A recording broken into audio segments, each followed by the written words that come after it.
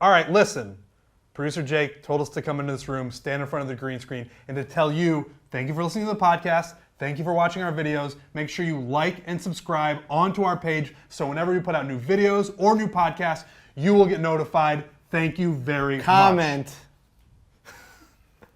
You didn't say comment. You didn't say comment. Fore players, presented by Barstool Sports. We are all in different places, but we have the whole squads. Myself, Trent, Frankie, and Lurch. Big day. We have a huge playoff to break down. A lot that obviously came from it. The most polarizing, controversial, news-creating figure in golf in the last 4 or 5 years, Bryson DeChambeau. And again, there's outside of the playoff, there's interactions with fans. There's all kinds of shit to break down from Bryson. I'm in Detroit. We're at the Barstool Classic, Walnut Creek. I got this cool hat that they gave me. It says The Creek on it. Boys, how are we? How is everyone doing? Great, honestly. Just an incredible weekend of golf. So I'm in a great mood today. I'm doing well, but I'm in the office in New York City, Barstool headquarters, and my internet's already spotty. So hopefully I get to participate in the majority of this podcast, but Riggs is already doing the robot voice, so I hope that it seems like it's strong now. But was that robot voicey for anyone else, or was that No. It's just because the internet's like super laggy. Ooh, yeah, you're jumping around. I will say in classic Barstool fashion, A, the internet doesn't work at the headquarters of our giant internet company, and then B, we were at the Barstool Sportsbook last night in Greektown, which is lovely, brand new. They got a great restaurant, great food, all kinds of cool stuff. But they have the satellite TV, and there was a massive storm that came through. So just in the sportsbook, the TVs just kept going out. So it was like All Business Pete had been in charge of that too. So it was very funny, Barstool. They were only out for like 10 minutes or something. They went out like 2 or 3 times during the fights. And you don't know what's going on because you're in a casino. And in a casino, it's like you're in a cave, obviously. It's like your own little world. So all of a sudden, the TVs just went out. So it's, Barstool Sports. That's what you're going to get. That's the difference. Yeah, I'm doing well. I got back from a bachelor party yesterday, so it's been quite the weekend. Your volume's really low. I can't even hear you. Is that your voice? I didn't know if you were losing your voice or if you had no volume. Can you guys hear me now? It's a little louder. A little bit better. Can you hear me now? Yeah. We thought you had a mousy voice from the Bachelor I party. don't have a mousy voice. Don't talk about my mousy voice. I got back from a bachelor party yesterday. I never cracked over a 4% recovery on the Whoop since Thursday. So, we're looking at really, really, really tired Frankie on a Monday. But it's fine. It is absolutely fine. We had the Borelli's pop-up shop with Slice and Barstool Sports Wednesday and Thursday, and went straight to the bachelor party that next morning. So it's been quite the scene. But boy, was it nice to watch some golf yesterday in my bed. Just didn't move. Just ordered some takeout and just didn't move, Frankie, all yesterday. Oh yeah. Well, we got back a little later than I wanted to, so yeah. I mean, it was like a forced try and relax as hard as you can, as quick as you can. But there was a lot of disgusting food, a lot of ice cream, and then just a lot of sleep just now. So what was the step counter at? Was it low? For yesterday, yeah, as low as it could get. Yeah. Brandon Wu, we have Korn Ferry Tour player Brandon Wu is on the show. A little bit of a different look. Kind of gives you a peek into. He just got his. He played well enough this year on the Korn Ferry Tour to get his PGA Tour card for next season. A little bit different look. Kind of the non-glamorous side of professional golf, the grind. Stanford guy. So we kind of go in through his career, his path towards the PGA Tour, and again give you kind of a different look this time of year as you start to see stories pop up on Twitter, on golf sites from folks whose kind of lives are changed. They get their PGA Tour card. So it was, again, a little bit different look, kind of the coming up through the minor leagues of golf, if you will, and ultimately making your way onto the PGA Tour, what it's like in the Korn Ferry Tour versus the PGA Tour, from doing laundry to food to all kinds of different stuff. So Brandon Wu's coming up at the end of the show. Really nice guy, and obviously a really good player. I think I looked, he was 10 under par, tied for 27th or something this past week. He kind of goes into, too, the difference between golf courses on the Korn Ferry Tour versus the PGA Tour and the scoring. So it's interesting. Speaking of the scoring, preposterously low this week at Caves Creek in Baltimore. We, of course, had Bryson versus Patrick Cantlay. We'll get to that. We got to get to Owens Mixers first, our title sponsor. Been with us for a very long time now. I believe Trent Daddy's got some Owens now as he sort of flashes on and off the screen, and he pauses occasionally, but he's got those puppies right there in his nice, strong Iowan mitts. He's holding those Owens Mixers. They're great. You just get Amazon. You get them shipped to you the next day. You can go pick them up at a store. You can go to owensmixers.com. But you just pour it in with your liquor of choice, fellas, and you have a great cocktail. Is that right? Spot on. That's What right. flavors you got there, T? I've got the new margarita mix, and I've also got the ginger beer and lime. This margarita mix is really good. We drink those during cutting stems. It's one of their newer mixers. It's very, very delicious. It's a very summery drink. That's right. We had some. We were down in Fort Lauderdale, and we had some Owens Mixers. Stopped and got it. Got it at a CVS. It was just there. Like the Owens Mixers was just available, and we got that. And we were drinking them, enjoying them as much as we possibly could. It's just a great drink. We actually went to a golf course that didn't have it, and they used like a Gatorade as their transfusion mix, and we talked to the people there and we said, this is unacceptable. It was just an adult Gatorade. They then went on the website and were like, we're going to switch this around. We're going to get this Owens Mixers mix. So sales were made, changes were made at golf courses. Owens Mixers is the way to go. You can't start making your own transfusion. This is already done for you. Yeah, straighten them out, Frankie. That's good. So we straightened it out. Owens Mixer, I believe, too, I just got word our buddy Josh from Owens was all fired up, sending me all caps text messages about Ryder Cup, Whistling Straits. I think they're going to have Owens Mixers all over that thing. Trent is now basically turned into cousin Mike Portnoy in terms of his presence on the show, where the screen is looking at the ceiling and like half of his forehead. I think he's trying to find a better location with better internet connection, but if just figure it out, dude. It's not that hard. What do you think I'm trying to do? If I wasn't moving, I wouldn't be trying to figure it out. You see what I'm saying? That's a good point. That's a fair point. All right, I just got to move to a different room. I'm sorry. He's actually in the process of figuring it out. But Owens Mixers, big thanks to them. Okay. A lot to break down from yesterday. Awesome playoff. As entertaining as golf can be, really, when you got the storylines and you've got the amount of money that's on the line, and you got two people who you don't really get this that often in golf. So you get down to two folks, two players, and they're in the same group. Where a lot of times leaderboards can change. It's a jumble leaderboard. Somebody's kind of in a group in front or two groups ahead, and they make a charge, and then they get in the clubhouse and they're leaderboard watching. This was just mano-a-mano. They had like a 5-shot lead kind of making the turn, and then the two of them just went back and forth, toe-to-toe, all the way down the stretch. Bryson pretty much had the thing locked up, it looked like 6 different times, and somehow did not win the tournament.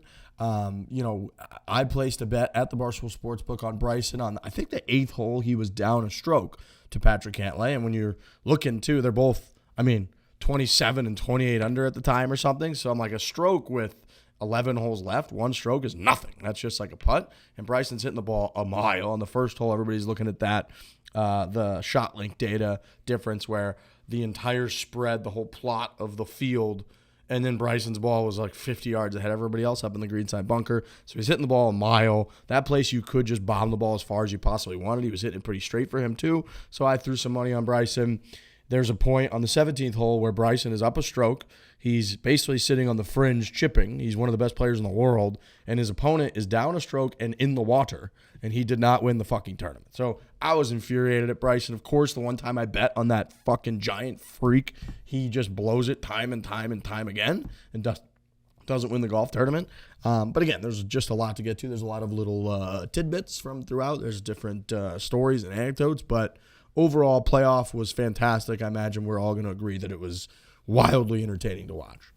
Yeah, it's as good as golf can get. It was a non-Tiger Woods event and a non-major event, just a regular, playoff PGA Tour event. That's as good as it's ever been for me. I mean, man, was it fucking edge of your seat, fist bumps in the bed while I was watching it, for guys making them, for guys missing them, sending text messages to group chats. Like, group chats were firing. That's how you know that golf is really firing on all cylinders, is when you're getting massive amounts of text messages about certain putts and certain hits. And like, golf is never like that. Golf's on every Sunday, and you don't hear a peep from people about it, because PGA Tour in general is very boring. But when it's on, it's fucking on. I don't know if there's better entertainment in sports. Like, it's hard to get better than two guys going at it and like hitting bomb putts, missing putts. It's so fucking good. On the green in a playoff in the PGA Tour is as good as it gets. Cantlay couldn't miss too. It was like, and I agree with you, when like you're getting texts from your dad and everybody being like, "Can you believe this playoff?" That's when you know people are glued into it. And then what I was thinking about is, because we always talk about the U.S. Open carnage, people dying. When it's 28 under, I know it like looks gimmicky, but that's amazing to watch. The fact that they can just terrorize a course like that, making birdies one after another. And so it made me think, like, do I actually like when they can just go 30 under in a weekend? But yeah, it was incredible all the way through. I know you had, responsible gambling money on Bryson, but I just could not be rooting further away from Bryson to win that golf tournament. The way his like body language, his posture, him telling Cantlay to stop walking, just his whole thing. I was like, this guy cannot. He ruins the golf tournament if he wins. It's like I just could not take any more of him out there. Well, that was the other part of it too. There was the undercurrent that these two guys don't like each other. That on the 14th hole when Bryson tells Cantlay to stop walking, it's kind of like, oh. And then you start reading their body language a little bit more, and I don't think they said a word to each other. I don't think they looked at each other. I don't think they interacted at all until they shook hands after the 6th playoff hole. And even then, if you watch that back, Cantlay does the thing where he like makes sure that his hand is going to hit Bryson's and then looks away immediately and starts going towards Bryson's caddy. So the whole thing, the back and forth, but then the undercurrent of these two, I think, despise each other. Cantlay downplayed it afterwards. He said that, it's just the heat of the moment. Nothing's really going on. I kind of put myself in my own world. But during that round of golf, they hated each other. Which made it so much cooler. I mean, the fact that you knew that it was deeper than just wanting to win the golf tournament. It was like, fuck this guy. And even the announcers alluded to, like, when Bryson said that on the 14th hole, they were like, I think that pissed Patrick Cantlay off to the point where, like, oh, we're in something here. Like, you just vocalized that you don't like me or the way that I'm operating or the way that I'm walking. A ridiculous move by Bryson. I don't think it's ridiculous to be distracted by somebody walking. That's fine. But you just step off it and you go back through your routine or something. You don't, in the heat of the moment, like, Patrick, can you stop walking? Like, that was so shocking that he said that. And almost, like, that made you lean into the TV and be like, what? What did he just say? Like, did he say that out loud to the other guy? So that was amazing. He had, like, him doing the club twirl when he just doesn't quite do it, like, right. He does it in such a dorky, like, aggressive way, and the timing's a little bit off. He had the putt on 16, that par 5, where he made that, like, 10-foot slider for birdie, where he hits it, and then he does what, like, a 32 handicap does, where he putts it and then he stands behind it kind of and looks at it and is like leaning, and then it goes in and he holds like a fist bump. It's like he's just like so off, yet he's making birdies left and right, and he's 28 under. He can't chip, so he's literally on all of these holes, he's like 15 feet off the green, and he's doing the Frankie Borelli at Forest Dunes, just putting from all over the place. And then finally on 17, he actually couldn't get around it. He had to chip, and he just like flubbed one barely onto the green. So all of that going on while they also didn't like each other, and while they were the only two players basically on stage. It was just must-watch golf, which you very, very rarely get outside of 4 tournaments a year, maybe the Players, and anytime Tiger Woods plays. Yeah, and I gotta say, I think it was just more of the same of Bryson. I don't know that Bryson hates Patrick Cantlay. I think everyone just hates Bryson. I think Bryson was just being Bryson. There was no rivalry there. It's just Patrick Cantlay can't stand Bryson DeChambeau, just like 99.999% of the people on the PGA Tour feel the same way. So there's no way that Bryson has any animosity against Patrick Cantlay. That's just him being him. Hey, Patrick, can you stop walking? Like, what are you talking about, dude? Like, right, because like that's usually, I feel like the standard is you step off, you might look over there, and then like Cantlay, whoever your playing partner, kind of gets it and was like, and you might be doing something where you're talking with your caddy, or you're like, even like when, oh, my bad, like that was like I was just aloof in my own world here, but he was, and he's got the biggest shoulders in the world, so when he like pivots and goes like, can you stop walking over there, Patrick, and then like steps back, it's the most absurd thing in the world. And it is, to Riggs' point, you're like leaning in, you're like, no, he couldn't have, he did it, okay, he did it. But then like it's it's so similar to how we say he thinks he's like figured out the game of golf more than the guys he plays with. Like he was like letting Patrick Cantlay know like what to do in that situation. You know what I mean? Like Patrick Cantlay is number 1 in the FedEx fucking rankings on the PGA Tour. The guy's gonna make millions upon millions of dollars probably at Eastlake, and you're telling him where to walk and when not to walk, as if you think that he doesn't know golf course etiquette. Like that's Patrick Cantlay. Like I think maybe he was like for a second looking somewhere and didn't realize, but Patrick Cantlay knows exactly where and when to walk. Like just step off, give him the second, give him the courtesy on national television during a fucking PGA Tour event to not call him out for bad golf course etiquette. Let him know. Like, just give him a second. Be a normal human being. Has the footage been released of what he was doing? Has anyone seen what he was doing? Like, how far ahead could he have been? Dude, Tiger Woods stands in front of people. Tiger Woods stands in front of people's tee shots on par 3s and no one says a word. Like, how bad could he have been? Well, what Cantlay said after was that they had been told they needed to speed up a little bit. Right. So what he said was like, after I hit, I was like kind of motoring up the fairway while Bryson was doing his routine to like try to get ahead and be ready. He's like, I usually walk pretty slow, so I was actually trying to walk like quicker. And then when Bryson said that, he's like, and to Cantlay's credit, he just shoved it up. He's like, yeah, like that stuff, like those comments and stuff are pretty like normal. Like that's, you know, how you operate on the course, and you're playing with different people and you kind of get through it. So I think he just was moving, and I think in Bryson's peripheral vision, you could see him walking and moving. It distracted him. But again, instead of just do a quick step off, and maybe you give a look over or something. You don't call him out like by name. Like it was almost like he like berated him. Right. He was. It was like like Trent Ryan, no running in the house. Like that's almost you telling him when he can walk and when he can't came off as so like degrading in that moment of that where it became a huge Twitter clip when it's very easily could have just been avoided. So he just fucks that stuff up all the time, Bryson, and it makes him despisable unless you have money on him. And then he loses, and then it makes him really despisable when he does that. But it was that moment was so unbelievably shocking until he then somehow didn't win the tournament 5 times, which made it even more shocking.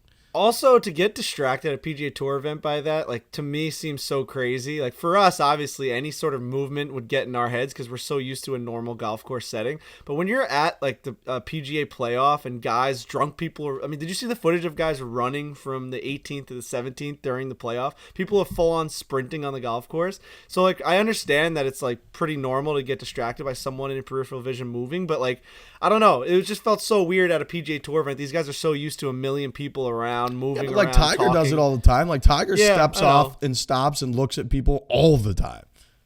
Yeah, I know. I guess he just does it right. Like that was the first time that it really was like, wow, these like, is this really in your head that much? Like, how do you survive with drunk people just to your right and left? Like, dude, when we were at Northern Trust, Harry Higgs was teeing off, and I was just walking towards him on a hole on the first hole because I went to the bathroom, and I was thinking to myself, like, I should probably stop right now, but I also need to get back to the putting green because I've been away for too long. So I just kept walking, and I was definitely in his vision, and he just striped one right down the middle. I remember thinking to myself, like, this guy is so dialed in because he's a professional golfer. He didn't even notice me. I was walking at him. Like, if someone was doing that at me, I'd be such a mess.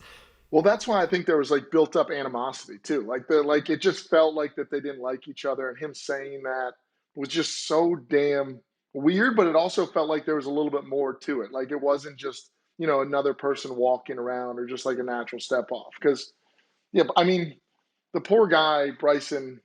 Where I give him like a little bit of slack is that he just doesn't know how to do things like a normal way. So He can't get out of his own way. Like the club twirl. It's like Tiger does it, and as soon as he hits it, he knows it's flush, so he's just out there. He twirls it right away. He's like staring it down and then kind of holding it and then twirling it like, oh, that actually is. Yeah, but good. I like that though.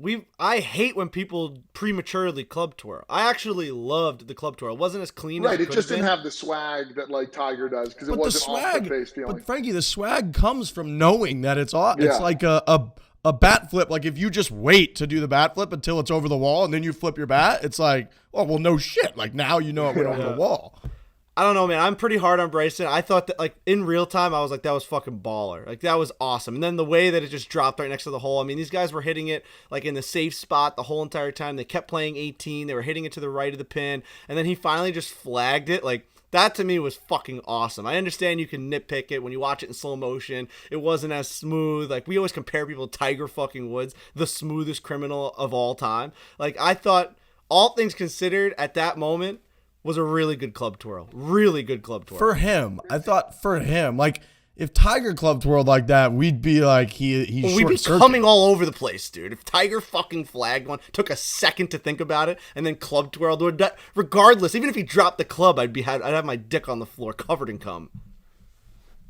It's just very clear he doesn't have the swagger. Like, he just doesn't have it. He's like, he just doesn't look or cool like when he does it. Like, I agree that he was like aggressive with the twirl. Anytime you can just physically twirl the club, like it's just pretty cool. But again, part of the beauty of it is like the second they stripe it, when they twirl that thing, and then the camera pans away from the player to the ball, and then the ball drops, and you're like, oh, he fucking knew it the whole time.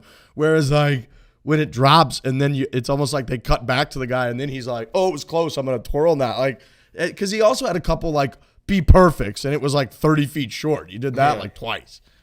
Yeah, one time he was like, be good. It just didn't even come close.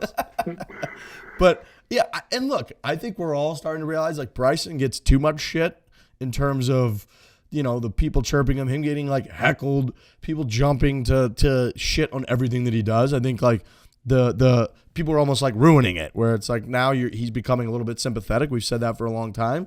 But yeah, it was frustrating watching him yesterday not be able to close it out, because he should have won that tournament like 6 different times. And we talked about it with Kisner, where like when someone just makes putts, it's infuriating and it feels like they just stole it. Like Patrick Cantlay was plus 14 something in strokes gained putting through the actual like first 72, the 72 hole event. He made whatever that was, a 25 footer on the 72nd hole for birdie to force a playoff. Like, he just was pouring everything in while being outdriven by like 30 or 40 yards. And he's not a short hitter. Like, he was carrying the ball 300 yards and getting just embarrassed tee to green in terms of distance, which, I mean, imagine flying. Like, if we hit one that bounces and rolls and goes 302, we're like, what an absolute bomb. And Patrick Cantlay is carrying it 290, 300, 305, and Bryson's airmailing his golf ball by 20 or 30 yards. The whole thing was just a preposterously awesome playoff to watch. Yeah, there was a time where I didn't know how to process if Bryson DeChambeau was putting horrible or if he was just putting normally. Like, those are not like makes. All the ones that he was missing are not like auto makes. But when you're putting next to a guy like Patrick Cantlay and you're like trying to win the tournament when this guy's draining 25-foot pars and saving fucking 12-foot pars and all this, like, he's just making everything. It made Bryson look like the most incompetent person on the green of all time. Like, guys in my mentions, every time I would like shit on Bryson on Twitter or something, that like guys would get in arguments, be like, well, actually he's like one of the better putters on tour if you like look at like the way he like he's actually fucking sick on the greens. But when you compare him to a guy that can't miss, that's shooting 100% from 3-point range, the guy who's shooting 40% from 3-point range, which is still above average, looks horrible. You know what I mean? I couldn't process it. I was like, is Bryson the worst putter on the planet right now? But I don't think he is. No, he's good. Right. Yeah. Somebody was saying, I want to say, in terms of, I saw a screenshot. I don't know like what the time period was, but Bryson strokes gained putting was like 6th or something, and he was ahead of Patrick Cantlay like for the year. But you are right, and the difference was like Bryson had a couple that burned the edge or lit that. Like, Cantlay was just pouring them in perfect speed right in the center. Like, his putt on the final playoff hole when he won it, that thing just. If someone had just drawn a circle there and there wasn't even a hole, his ball would have just stopped right in the middle of that circle. Like, it was a perfect putt. So you are right. By like comparison, Bryson looked incompetent on the greens, but he had, 4 birdies on the back 9 in a really tight one-on-one situation to try to win a golf tournament. He had that putt again on 16 where he buried it from like 10 or 12 feet down the hill. So he just looked like a horrific putter compared to Cantlay, but Patrick Cantlay had one of the best like putting performances I've ever seen. He was making everything. I saw Luke Donald tweet out. I don't know why I follow Luke Donald. It's like a random Twitter follow for me. But I like Luke Donald. Yeah, I know. It's just a random Twitter follow. Cantlay is putting the lights out or putting the lights out. Man, I don't know where he's trying to go with that. I imagine putting. Putting the lights out. Yeah. They're spelled the same. Yeah, it's a tough one. Love the pace of his stroke. Longer back, shorter through. Great way to produce a solid strike, which is so important for speed control. Which to me was like the opposite of everything that we've learned. Like when we went to the Kingdom, and even when we went to Forest Dunes, they were teaching us like go toe to toe, like make sure it's just as far. Your follow through is just as much as your back, your take back. Like to me, that was so confusing. That Luke Donald was saying the perfect putting stroke for Patrick Cantlay was a much longer back and a shorter through. Wait, what did he say? I'm confused. Longer. He goes, love the pace of his stroke. Longer back, shorter through. Great way to produce a solid strike, which is so important for speed control. Yeah, that is like the opposite of what everyone says ever. Right, that's like stabbing it, isn't it? Like. Yeah, and I feel like to get a solid strike, you want a shorter backstroke to like ensure that like there's more risk the further you take it back, I'd assume. That one doesn't make any sense to me. And he was doing that. If you watch his practice strokes, he was doing these huge take backs and these shorter finishes. And I'd be like, what was that? Like, this guy's going to crush this ball. But then, yeah, he ended up just like draining everything. Luke Donald was also like one of the best putters on planet Earth for a while. Right. The Riggs is like trying to ponder how this is true. He's his next daily 9 is gonna be like barely finishing through his ball. Definitely. I mean, yeah, this is what we do. You just read one tip and it changes everything. Dude, someone underneath the tweet was like, "It sure seems like he decelerates, but I don't think he actually does." Like people were stunned. Like golf Twitter was stunned by this guy's stroke. He did look the whole time. I agree with that. I kept thinking like, is he hitting this putt like 20 feet past the hole? Like he would take a huge backstroke, but he putted it amazing. It's very funny to hear Luke. I mean, yeah, I'm definitely gonna try that now. Dude, every take comment, the putter way back. Every response to Luke Donald's tweet is just they can't believe that what he's saying is true. This one guy, Jason, goes, putted great, but it looks like a massive deceleration through the ball. Everything I was taught not to do. I can't remember a better putting performance. Like the guy just couldn't wrap his head around in one tweet. Amazing putting by Cantlay, sure, but not sure that's good advice for most golfers who would probably decel and hit it less solidly if they try to replicate it. Luke Donald needs to like clear this up. He has to. You can't say this makes me feel good. You can't say that is so important for speed control. Like when you have 770,000 Twitter followers, when now everyone's going to go out there and try and replicate a longer back and a shorter through, when that's the only thing that we hear on the putting green that you shouldn't do. Yeah, but it's very realistic. We could just be hearing bad advice all the time. Like people, like Luke Donald's like, no, I just did it really well and I putted great. And then this other guy that you just watched on TV does it and he putts like the best in the world. So maybe you fucking idiot should do it. That makes me feel better because I get chirped for that a lot of like, you're taking the putter way too far back and then decel coming through. And I'm like, well, I putt pretty well. So like, just because like you read in a book that you're not supposed to do that. That's interesting. That is very interesting. I looked. Bryson is 14th in strokes gained putting for the year. Right. So I mean, and he looked like a guy in the first tee a kid in the first tee program who just got a putter for the first time in his life, learning how to get a ball in a hole compared to Patrick Cantlay. When he was standing over like 5-footers, I'm like, this guy has no chance. I've never seen such a juxtaposition between two pros on one surface. Like it was like the one guy was a professional and the other guy wasn't even close. Well, that's why Riggsy must have been a brutal, responsible loss because Bryson had just endless amounts to win that thing and just lipped out, missed putts, just couldn't execute, put one in the water, then did make par. But like, what a roller coaster of a ride that must have been. It was weird in that it was like in hockey when you're just pelting the other team and their goalie's really hot. And you just know that they're gonna get like one odd man rush the other way and score, and you're gonna lose like 1-0. It just kind of continued to feel like that, but not until after like Cantlay made that putt on the 72nd hole. Up until that moment, it was just over. It was like. It was so over. On 17 even, when he hit it in the water, and even when Bryson kind of blew it and made bogey, you're like, he's still got a one-shot lead. He absolutely laced one. He hit one tight on. 18, it's like, it's just over. It's fine. And then Cantlay makes a bomb, and you're like, wait, now we got to make a putt. But I was like, oh, he just saw the read, and then he hit a horrible putt low and like didn't even sniff the hole. And from that moment on, I was like, we could be in trouble here. This fucking guy just doesn't look like he's going to get it done. And none of his putts looked like they were going to go in. Like, none of his putts in the playoff looked like they were going to go in, except for that putt for par that he hit. It was just infuriating to watch responsibly as a guy that had bet on Bryson. And the one time I wanted to see that fucking guy do something really good and impressive and close it out, let's go Bryson, he just ripped my heart out by missing putt after putt after putt. I'm obsessed with watching Bryson, like, intensely. Like, I stare at him.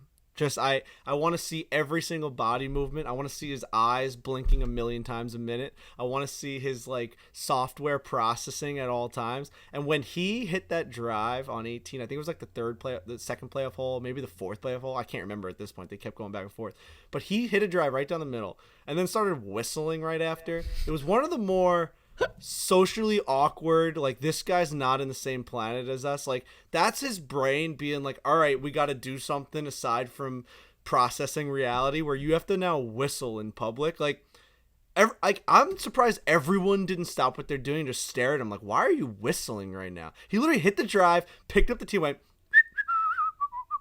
It was nuts. I'm like, what are you doing? What are you doing? Why are you whistling right there? What made your brain whistle now? Like, it was, what song was he whistling? Like, what is he on the same wavelength as us? What is happening to Bryson DeChambeau? He just doesn't know what to do. He just doesn't know what to do. He didn't know what to. It was like, I don't know what to do with my hands right now. He didn't know how to stand there and wait for Cantlay to hit. He had to like whistle, and I thought that was so interesting. It was such a ridiculous look into his brain. It's just constantly like a monkey, like slamming fucking cymbals and just chaos. Frankie, it's like this morning we had our national anthem singer is this Australian dude Adele, who is not that confident in his ability, and he responded to like an email that was just like, hey, if like no one else can sing the national anthem, sure, I'll do it. So I was talking to him last night. He came by the Greektown Casino, and he's like, yeah, you guys really could, like, nobody else stepped up, huh? And he's like, I got to do that. So then he's standing over there for like 5 minutes while we do announcements and he's at a noticeable volume doing like tone drills. Yeah, that's insane. While we're just standing there, and it was the same thing. I loved it. I was like, dude, I like that you're like getting ready to go. But it was a little bit like, no, you need to just be quieter. You need to probably go somewhere else. We can just, like, we can hear you just going, and like, you're just talking. But at least he's getting ready to sing, Bryson. Right. There's a reason for that action. True. Frankie's point is like, this guy's walking and like, there's no reason to whistle except him being in the effing clouds. Doesn't know what else to do. Maybe his brain all of a sudden, he was just like walking down a pasture and like nobody else was around. Like, I do like Frankie's point of like, no, I love watching him intently because it is like a car crash or a roller coaster. I wanted to say intently. I didn't know if it was the right way. I said intensely. I want to say intently or intensely, but intensely. Okay. Intensely adds a little bit more sort of passion to the way that you're watching him. That's what I was doing, yeah. Intently just means bug wide, just looking right at him. Yeah, intently, you're not missing any details, Frankie. Intensely, you're like really emotional over every shot. Yeah. By the way, we have to talk about this. Trent just hasn't been on the show today, so, which is insane. Like, at some point, figure it out. Go on your phone, use 5G, like, do it. Like, just don't not be on the show. Like, I understand he can't get Wi-Fi, but at some point, you just get on the show somehow, some way. You can't just say, "Oh yeah, I just lose to the internet." You can't lose to the internet. He's also in our headquarters. He can't. Right. There's do it at your desk to get on the show. Do it at your desk. Do something. Do something. He just needs to be on the show. He's just not here. He's had. What has he said? Less than 30 words in the show because he's just not here? Yeah, I don't know that I can accept him not figuring this out. Are you coming on to the show that we're recording, Trent, Ryan? You guys are going to love this real quick. Bryson DeChambeau for the week was second in strokes gained putting for the week. So I saw that and I was like, is that up-to-date statistics? So I didn't read it. I was like, there's no way Cantlay was 1, Bryson was 2, but it's like that he seems like he was like in the mid like third, like just middle of the pack. The average strokes gained putting per round Patrick Cantlay was 3.644. Bryson DeChambeau was 2.340. Total strokes gained putting for the week. Patrick Cantlay was 14.6 essentially, and Bryson was 9.4. And the next closest was John Rahm, who was right about 7 strokes gained. So they were pretty significantly clear of the rest of the field in terms of strokes gained putting, which again, I mean, I don't know that factors in the stats from the playoff. It probably doesn't, because I don't know why you'd give like 2 guys 7 more holes. I don't know that it factors that in, but regardless, for the whole week, him being that close to Cantlay and being significantly better than the rest of the field putting after what it looked like in the playoff is pretty wild. Now, can you change that to like chipping if you have it up? Because some of Bryson's biggest mistakes, or biggest, I don't know, mistakes, but just like poor shots, poor strokes, were those putts where he wasn't on the green or he was chipping just off. Like, those were atrocious in terms of being, 15 feet and like hitting it to 6 feet. It was like, come on, dude. So you'll like this. We can pull that up. We got strokes gained around the green, BMW Championship 2021. Second place, Kevin Kisner, who finished DFL, dead fucking last. He finished, which is real tough for my current status. Looking like, and I don't want to be rooting for the European team, but it's looking very much like I will be. I hope I'm wrong. I hope that the Captain Steve Stricker doesn't just go to the same fucking playbook, which has never won anything ever. But we'll see. Bryson was 47th out of 70 people. He was 47th with a negative 1.1 strokes around the green. So he lost a little over a stroke to the field. And what Cantlay do from that area? Cantlay was 48th, so he was right there. Wow. Mm-hmm. Okay. He did have a sick up and down in the first hole of the playoff. We hit that huge flop shot that almost went in the hole. That made my heart. Thank God it lipped out, though. If it didn't lip out, it was going deep, deep by. But yeah, that probably made your heart sink a little bit when you hit that flop. I was like, no fucking way I'm going to lose this way. And I ended up losing anyways.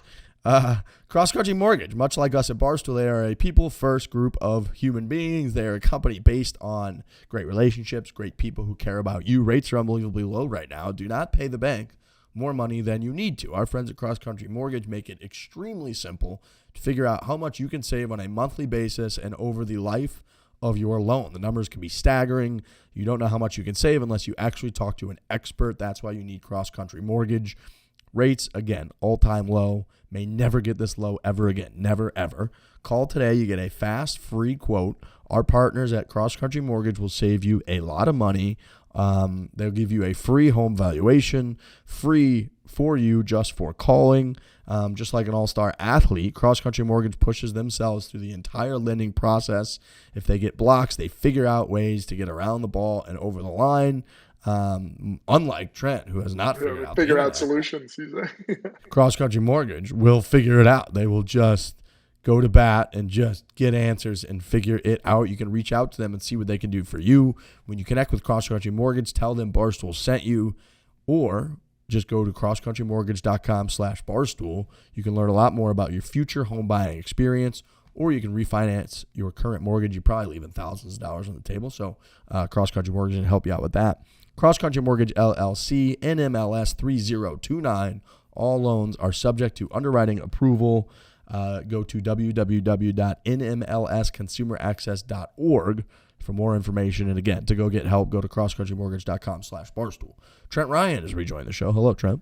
Hello. The internet is so bad here that I thought it was better for the flow of conversation if I jumped out, because I couldn't keep up with what you guys were saying. So if I had jumped in at any point, it would have just been a disaster. And I can see that it's lagging again. And I had a tech guy come in here. We checked all the speeds. He said it looked fine. I don't know. I have no idea. I thought that coming into this company, a tech guy. Who's a tech guy? Stefan. You haven't been around. You haven't been around in a while, so you might not know who those people are. But does Stefan have like a ball business Pete type of reputation? Does he have like a good what? I really like him. I think he's great. You're going to say a good reputation there, Riggs? Well, just like if he says everything's he knows great, what he's doing. Because I'm getting right now, you're jumping all around. It's like, say Stefan, that's not great.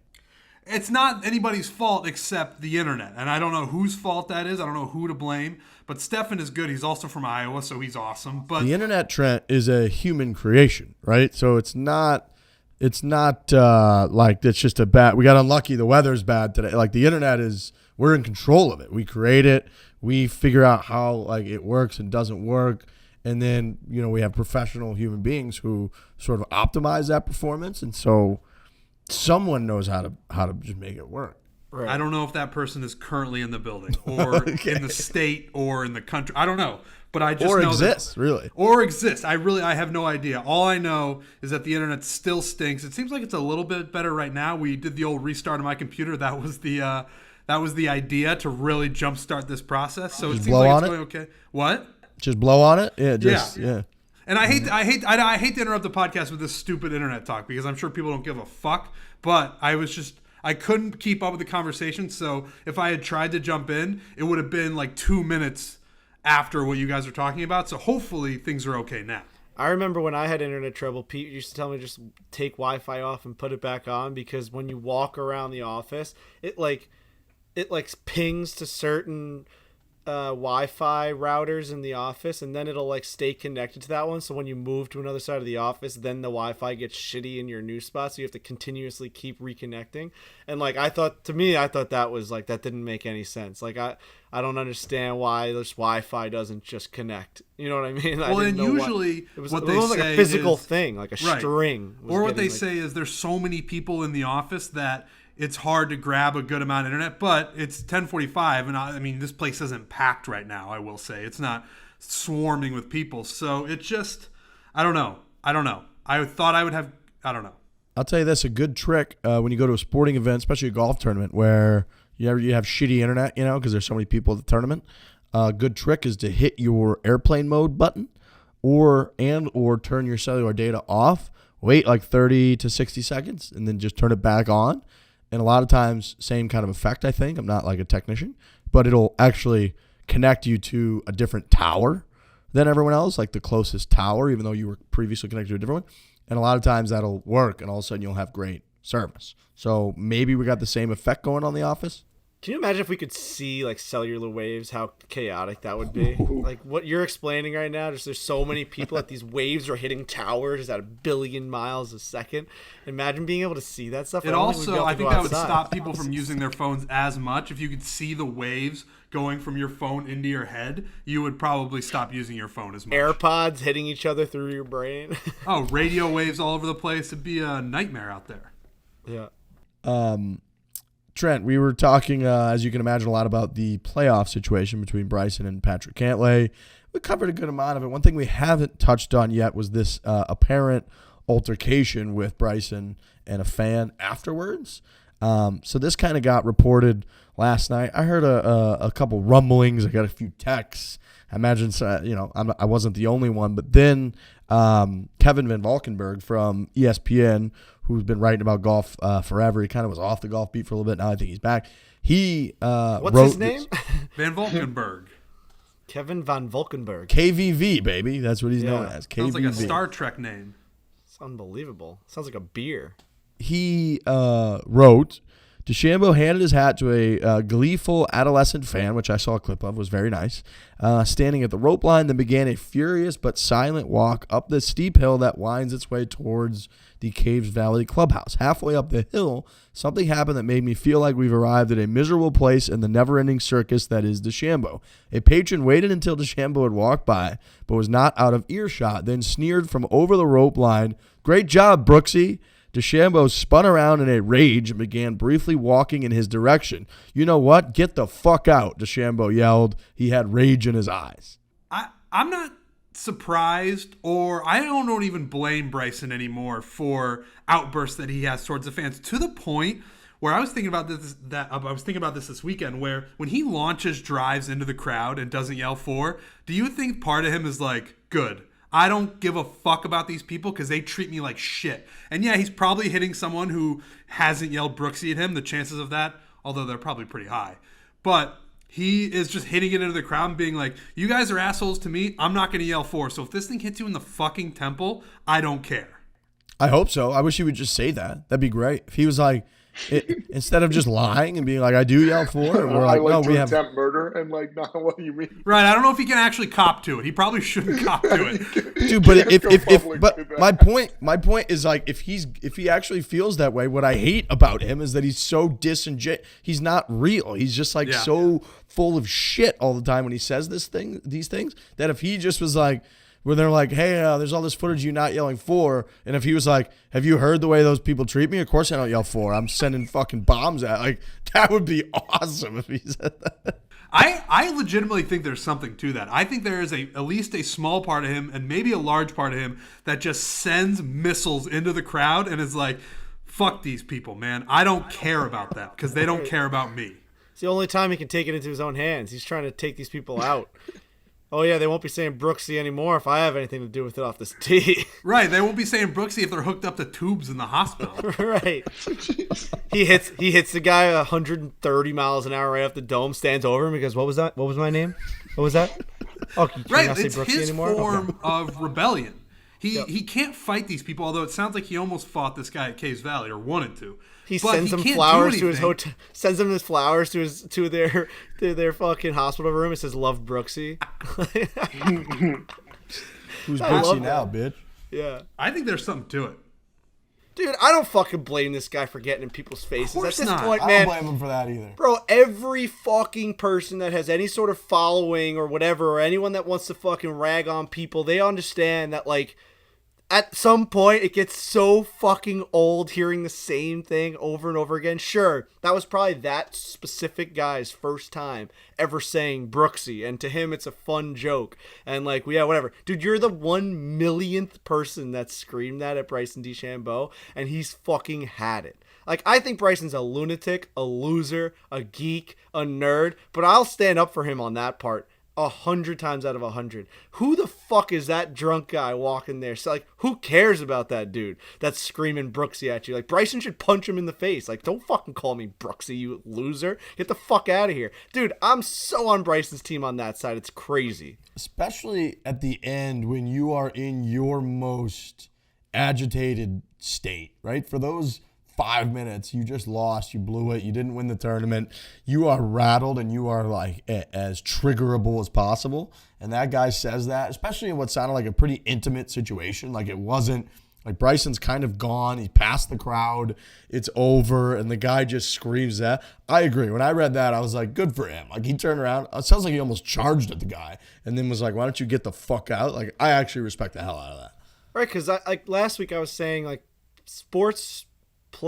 players of professional sports need to be able to take shit from fans. That's like why they're millionaires. That's why we watch sports. It's like it's not our fault that we're like we're allowed to boo you, we're allowed to curse you out, we're allowed to do whatever. But at some point, when it's gotten this personal and this crazy, when you're seeking out the guy as he's walking from the tournament, like he's no longer in competition, he's like walking back to wherever he was walking, and like you're trying to be an asshole. At that point, he's allowed to be a human being and go one-on-one with you and be like, shut the fuck up. Like, no, you shut up. Like, at that point, he's no longer doing he's not the actor in a play anymore. He's just going home, like, to go get dinner. Like, that, now he's just a human. Like, we can fucking let off the guy for a second after he just lost a tournament.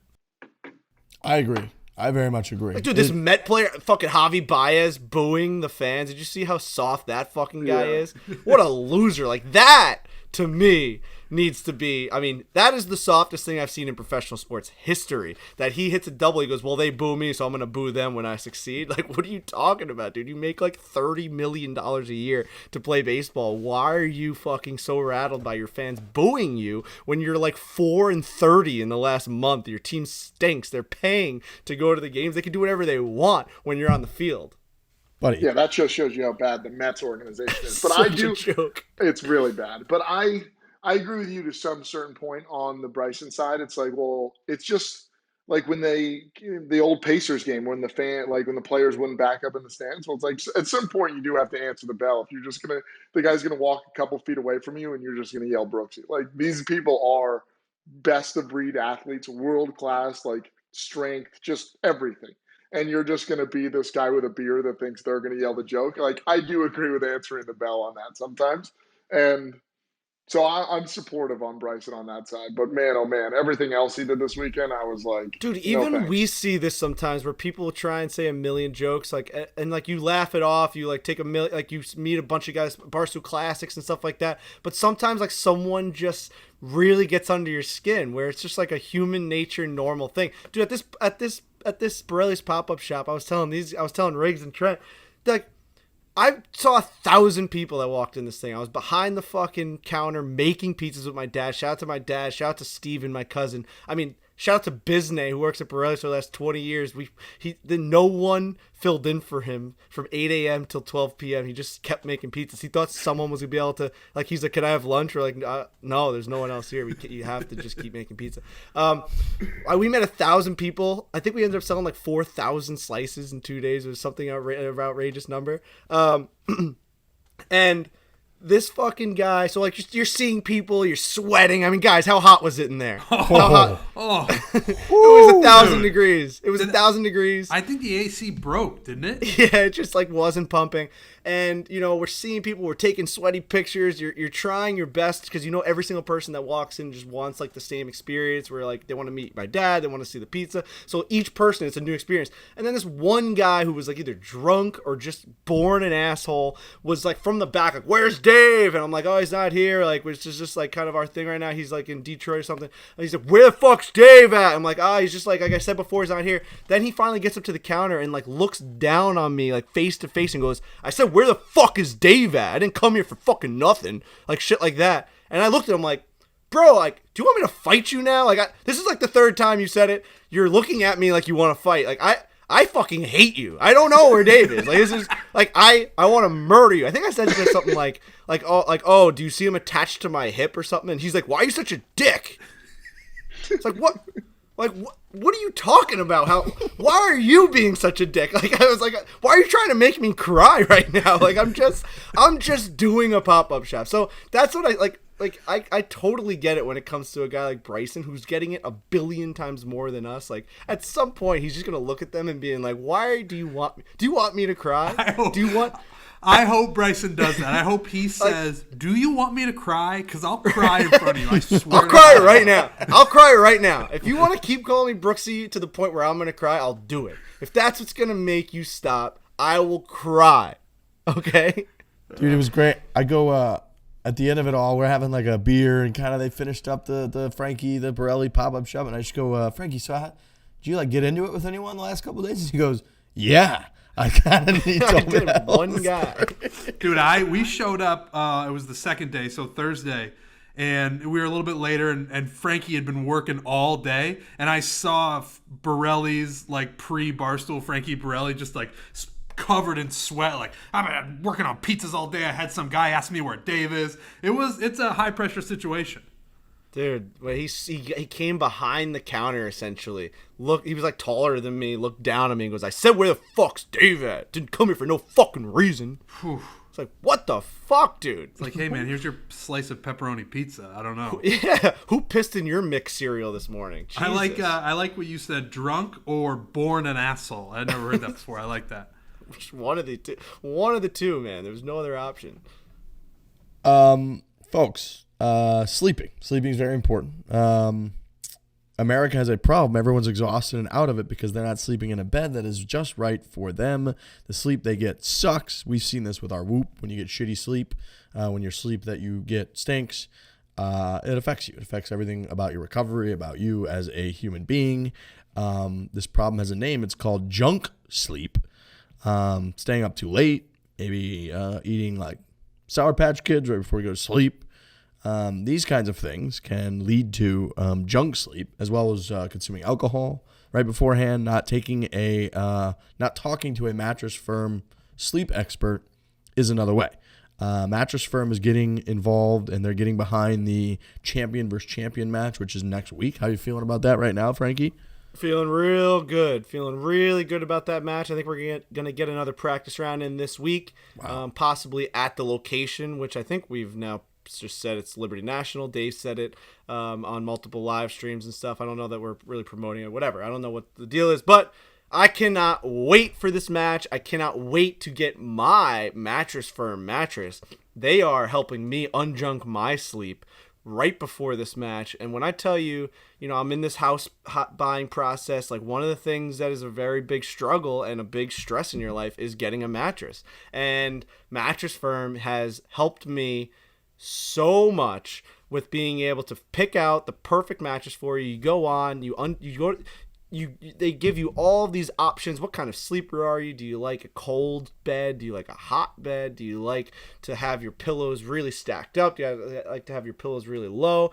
Are you on your side? Are you a back sleeper? I mean, all these things that you never think of, Mattress Firm figures out the best bed for you. And they have so many different brands within the Mattress Firm. You know what I mean? Like you can get Tempur-Pedic, you can get Beauty Rest, all these different types of brands. It's awesome. Mattress Firm is the way to go. Thank you for hopping on this. And they hopped on the Detroit Hockey Fest, Barstool Hockey Fest. They had mattresses laying around. After a game, we were just laying on comfortable mattresses. It was amazing. To unjunk your sleep, go to mattressfirm.com or a Mattress Firm store today. You can speak with a sleep expert. Again, you go to mattressfirm.com. They're the best in the business. They care about your sleep. They're going to curate your mattress to you so you will sleep much better. You are going to unjunk your sleep. We love this. Frankie specifically loves this. He's got this cooking. Mattresses all over the hockey tournament. Mattresses, all kinds of mattresses. Great mattresses involved in the champion versus champion, Brooks versus Dave match coming up. Mattressfirm.com. Rory. So Rory, this one's interesting. Rory, of course, last week, the story kind of went crazy where he threw a 3-wood, he said, over into like the New Jersey Turnpike. He, of course, had the clip from 8 years ago or so when he threw a club in the water during the Florida swing. I think that was at like Doral or maybe it was at Bay Hill. Can't remember, but he just threw a club into the water. And then there's a clip again from Saturday of Rory. He's got an iron in and he clearly doesn't hit it the way he wants. He's trying to hit this cut in there and it's like a little kind of over the top like draw that comes up way short. And he just takes one step and just two-hand tomahawks his iron down the middle of the fairway. Now, Rory is as beloved as it gets for a good reason. He's honest. He's great with the media. He's so likable. We've talked all the time about he is one of the best stars for the game of golf or really sports in general in the world. So he gets a little bit of a pass. But we just may have a Rory club throwing issue on our hands. Like he just had a child. He's been married. He seems like a pretty happy, rich kid. He's great. He's just throwing golf clubs all over the place. Like I feel like that's going under the radar that Rory is in professional golf on TV just whipping golf clubs around. Dude, this happens, and we talked about this a million times with Patrick Reed. Didn't the same week that Patrick Reed got in trouble for like looking at his ball and like people thought he was fluffing it up, like Rory had the same exact problem 2 days later or a day later, and no one said anything about Rory? Because at some point you just get to have your reputation, hold with public opinion. Like everyone thinks that Rory is just Rory and he's going to be amazing forever. And we love him. We love his strut. We love everything about him. He can just decapitate someone with one of his irons. And we're just gonna be like, oh yeah, like Rory also is just really good for the game of golf. So no one cares. But if Patrick Reed did this, we'd be like, this guy needs to be out of the game. He's cheating on the course. He's throwing clubs. He's a bad look for all of our kids watching. We got to get this guy out of here. It's amazing that reputation really, really goes a long way, because the guy, like, if anyone else did this, dude, if John Rahm did this, we'd be going crazy if he helicoptered an iron down the fairway. Crazy. We'd be like, this guy needs to be locked up. But Rory does it. It's like, somebody get this guy some fucking Irish soda bread and let's just fucking let him have a nice dinner. Right. Somehow we'll spin that club toss was good for the game. Like, oh, I love to see that fire out of Rory.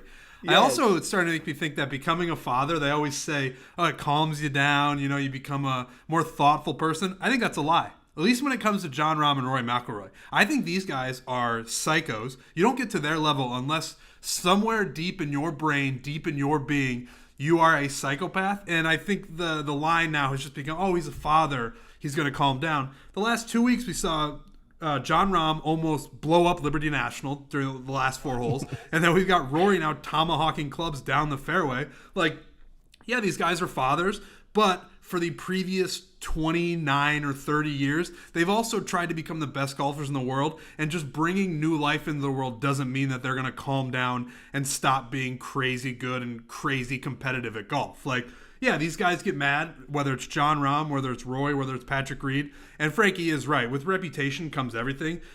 If you have a good reputation like Roy does, I didn't even really see this Roy thing really. And people loved the story of him throwing clubs onto the highway last week. Like, people laughed about it. Insane. So it really is, reputation is everything. But I think at the end of the day, all these guys, specifically the guys that we're talking about, are psychopaths, and it's going to come out every once in a while because they want to be perfect at an imperfect sport, and they think they're going to be perfect, but they're just not, and they're going to lose their fucking minds. Well, what sucks about golf compared to other sports, and they're not allowed to show their anger, is like, it's such a gentleman's game, and there's so much bullshit that goes into, like, everyone's watching everything you do. Patrick Cantlay came and walk while Bryson DeChambeau is swinging. Like, all these other sports, you got a guy like Paul O'Neill on the Dynasty Yankees used to go into the dugout and just absolutely massacre Gatorade fucking containers and just like take bats to fucking the whole entire clubhouse, and everyone's like, oh yeah, he's just letting his frustration out. The guy's like 0 for 20. Or like Tom Brady even walks over and like takes his helmet and tosses it into like the Gatorade fucking thing, and everyone's like, Tom Brady's fucking fired up, he's gonna go back out there and he's gonna go down the field and it's gonna be amazing. Like, all these other athletes are able to let out their frustration, but in golf, once you do anything, they're like, whoa, that's not nice. You're not allowed to do that. And we do it with Patrick Reed. He snaps a fucking iron over his knee, and they're like, this guy needs to be put in jail. It's like, it's not fair. You have to be able to fucking get angry. Maybe this is the Rory bias of his reputation slipping into me, because I want these guys to be able to get angry, even though I shit on fucking Jon Rahm for getting angry on the golf course. So, I don't know. I think I'm falling in the trap. I think what it comes down to is any sport or anything at this high of a level, you're going to have frustration. It's going to boil over. Like, I keep going back to it, but you don't get to a level like this, and it's high pressure, a lot of money, a lot of people watching, reputation on the line, legacy on the line. So when something doesn't go your way, you're going to lose your shit. So it should be more, people should be more used to it than they are, but for whatever reason, like you're saying, Frankie, golf gets this reputation where it's like, even if I hit a bad shot and it goes into the water, I'm going to walk down the fairway calmly and be okay. When in reality, if a person does that, they just lost a ton of money. People are going to laugh at them. People are going to tweet about it. Of course, these guys are going to lose their shit every once in a while, including a guy like Rory McIlroy. It's also just so frustrating because it's all based on your expectations. Like in golf, Rory knows that he can hit that shot all the time. He stands on the driving range and hits that shot the way he wants to hit it all the time. And then in that moment, in that tournament, you just hit the shot completely differently than you could do all the time.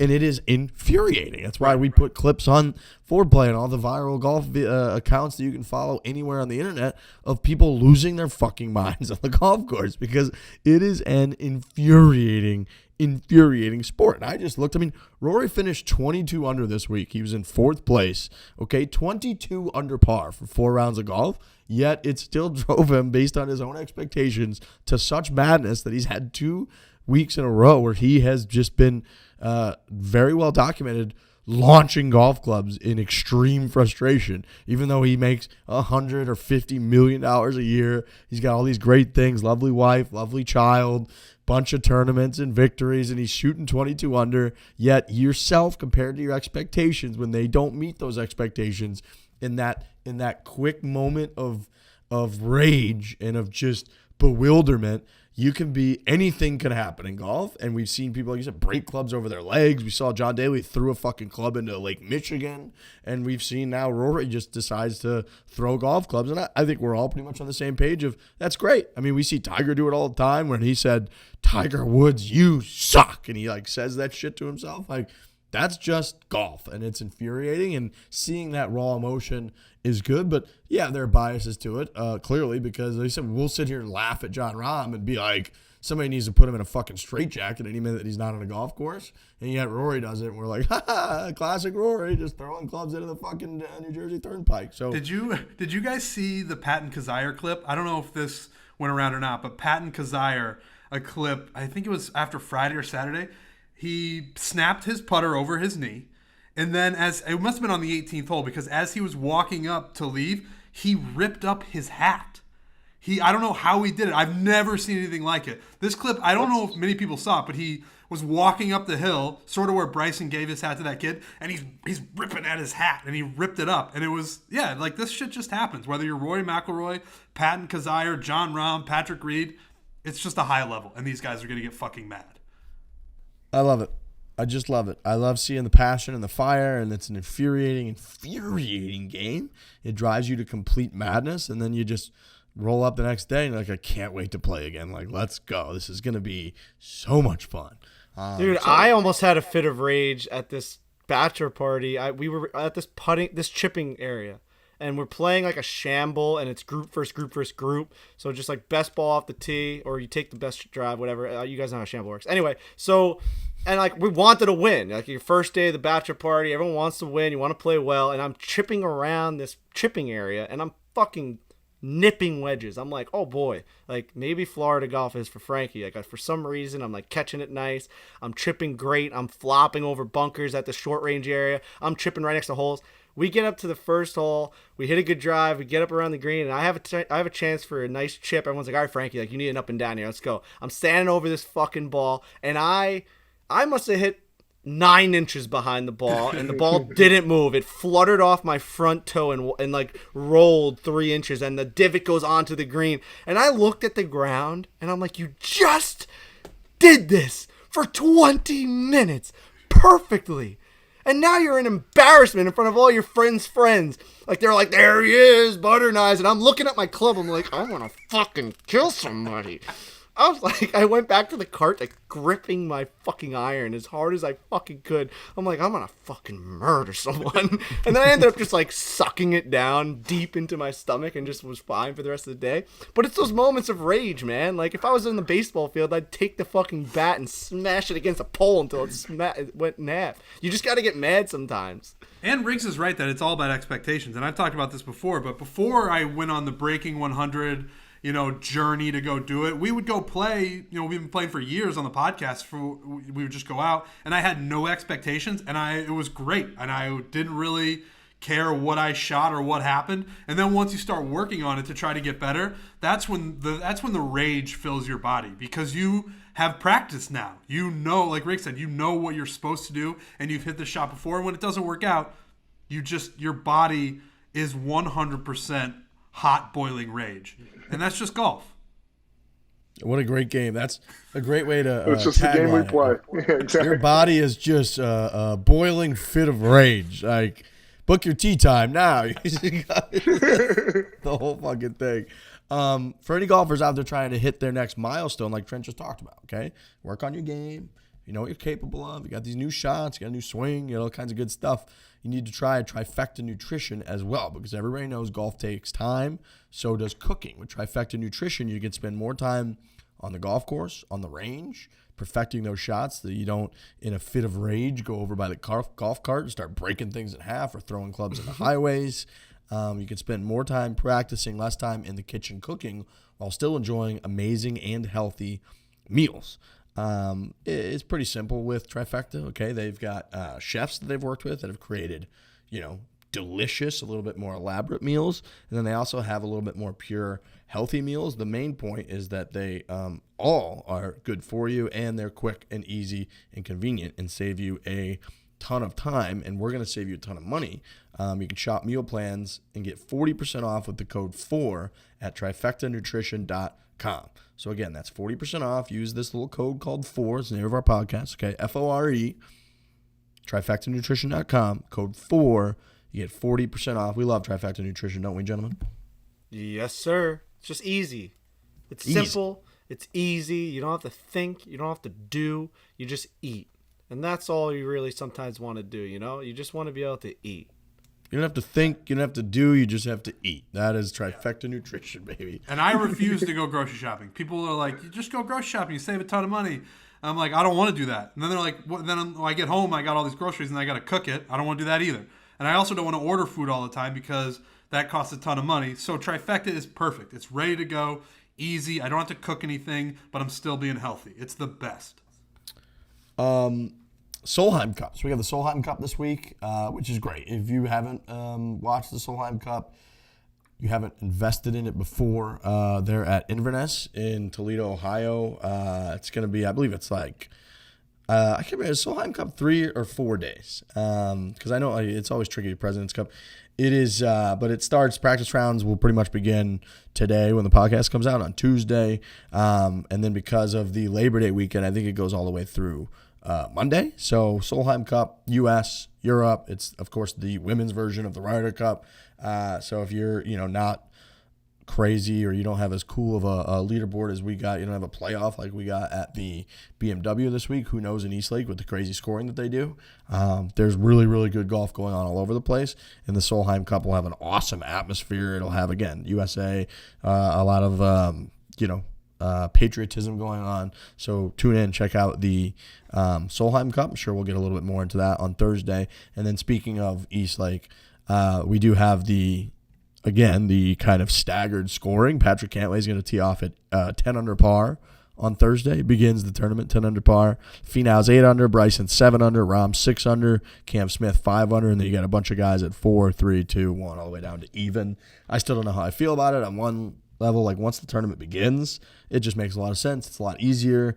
But I also like if you win the first 3 rounds of playoffs in hockey or the NBA, you don't just start the final series like up 2 games to none. Like you just start from scratch. So it's a little tricky. I still don't know how I feel about it. It's fucking weird, but that's just the way it is. Cantlay's literally 10 under par, and we don't tee off to it. I think a couple years ago when they decided to do this, we had said we are going to say a few years from now that we cannot believe that they're doing this, and that is still how I feel. Like I understand it, but I also kind of don't.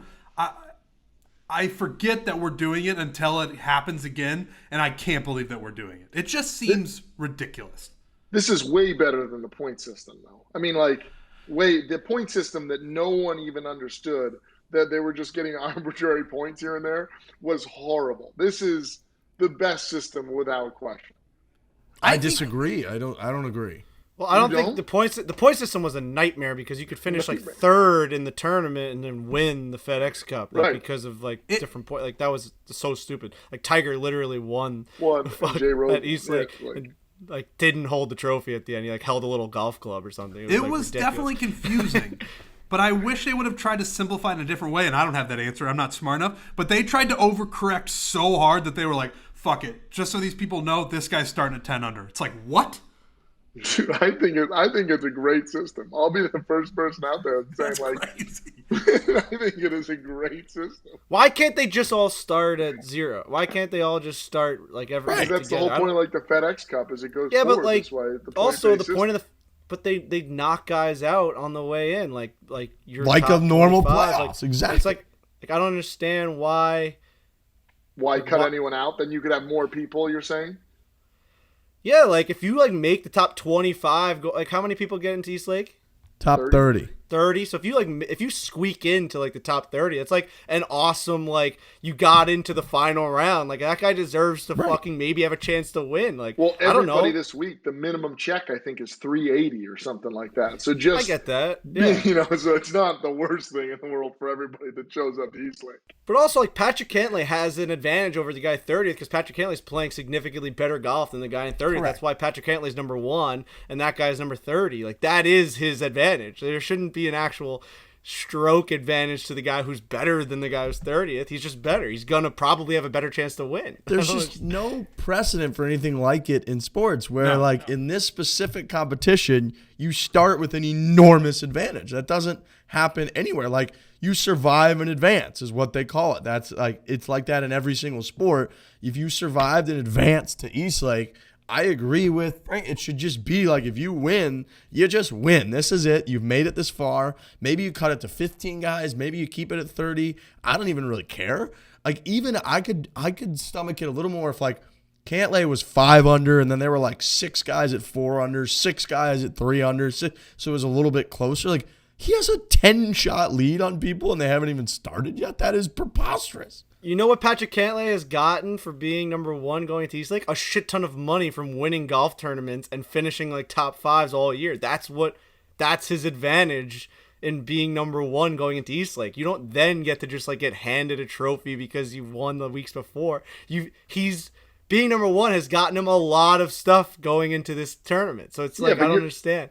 But then your argument is almost just like get rid of the FedEx point system. Like just like get rid of that. No, like you need a top 15 or 30. You need to know who makes it to the end. I like the But then it resets in the final. This is just like whatever you've done. And Riggs, I disagree with your point. It's like, no, that like Cantlay's up like 3-1, and now he just has to close out the series to win. Like his play has allowed him to be this way. And it's almost like he's got a 7-game match with everybody, where on Bryson, he's up like 3-2 almost, but like Bryson's coming back. But on the guys that started even, he's like 3-0, and now he just has to close them out. I like that. Because what I would say is then why are you paying people out? Why are you paying people out each week then? It's not like you're closing it. They closed the event. It's a good point, He won Riggs. it. He got the money, and then we're starting another one. Like it's not a continuous thing. Yeah, but Eastlake BMW FedEx is the overarching tournament that like you play through the whole time. So he's played better through the FedEx Championship. Right, but like to go back, like the Stanley Cup playoffs are the whole thing. And if you're up and you win a series, it's over. You've closed the book. You survived, the other team survived, and now you play again from scratch, and then you play again from scratch, and then you play again from scratch until one team has emerged as the best team that took everybody out along the way. In this one, he's starting the Stanley Cup Finals up 2-0. So it's like doesn't make any sense. Well, Cantlay would have been the only team that is as advanced. Right, like Cantlay's taking teams out along the way. Right. You know what I mean? Like more than the guy in 30th.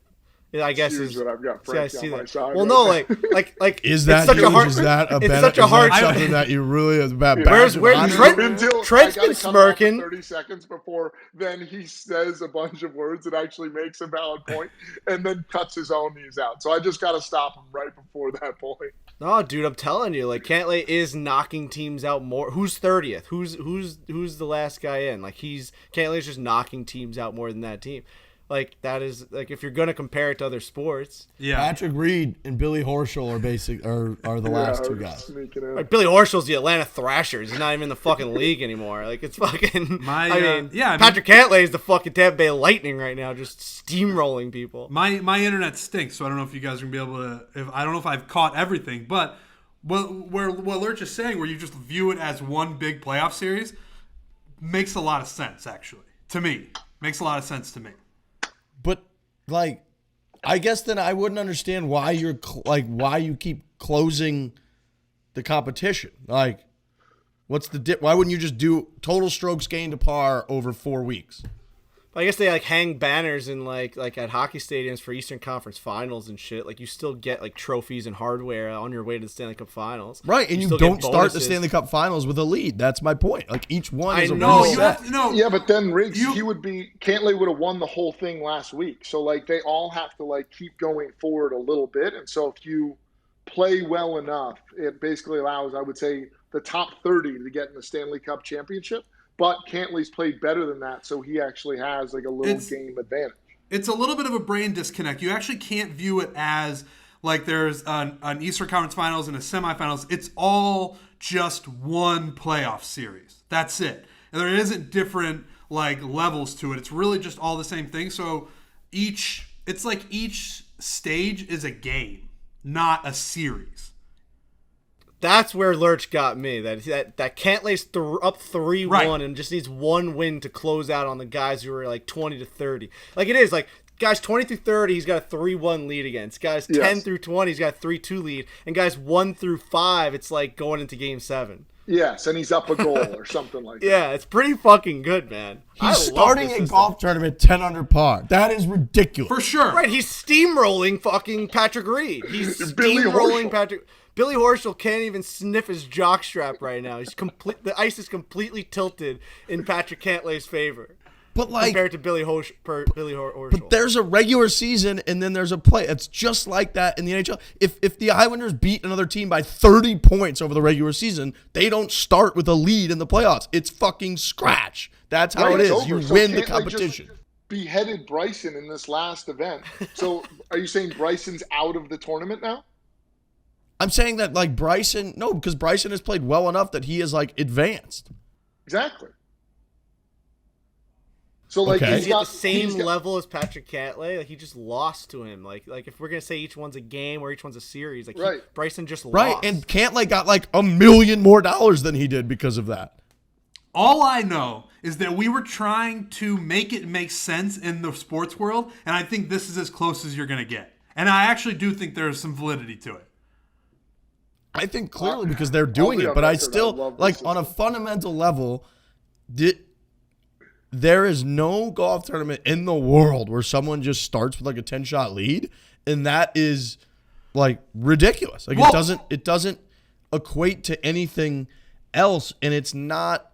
And again, like there's not even a sports equivalent. In no sport do you start down like a bunch. Well, to that point, we are dealing with a circumstance that is almost unexplainable. So we are trying to justify it in a way. Yeah, there's going to be some leaps in logic, but if you're looking for some sort of comparison, I think that's as good as it gets, because I agree. I think we all agree that starting 10 under at a golf tournament is fucking preposterous. But I would also say that the reason they did it is because of fucking idiots like us who are like, I don't understand the point system. What does it all mean? So they're like, all right, we're going to spoon feed you fucking morons by starting at 10 under, which is us. We are those morons.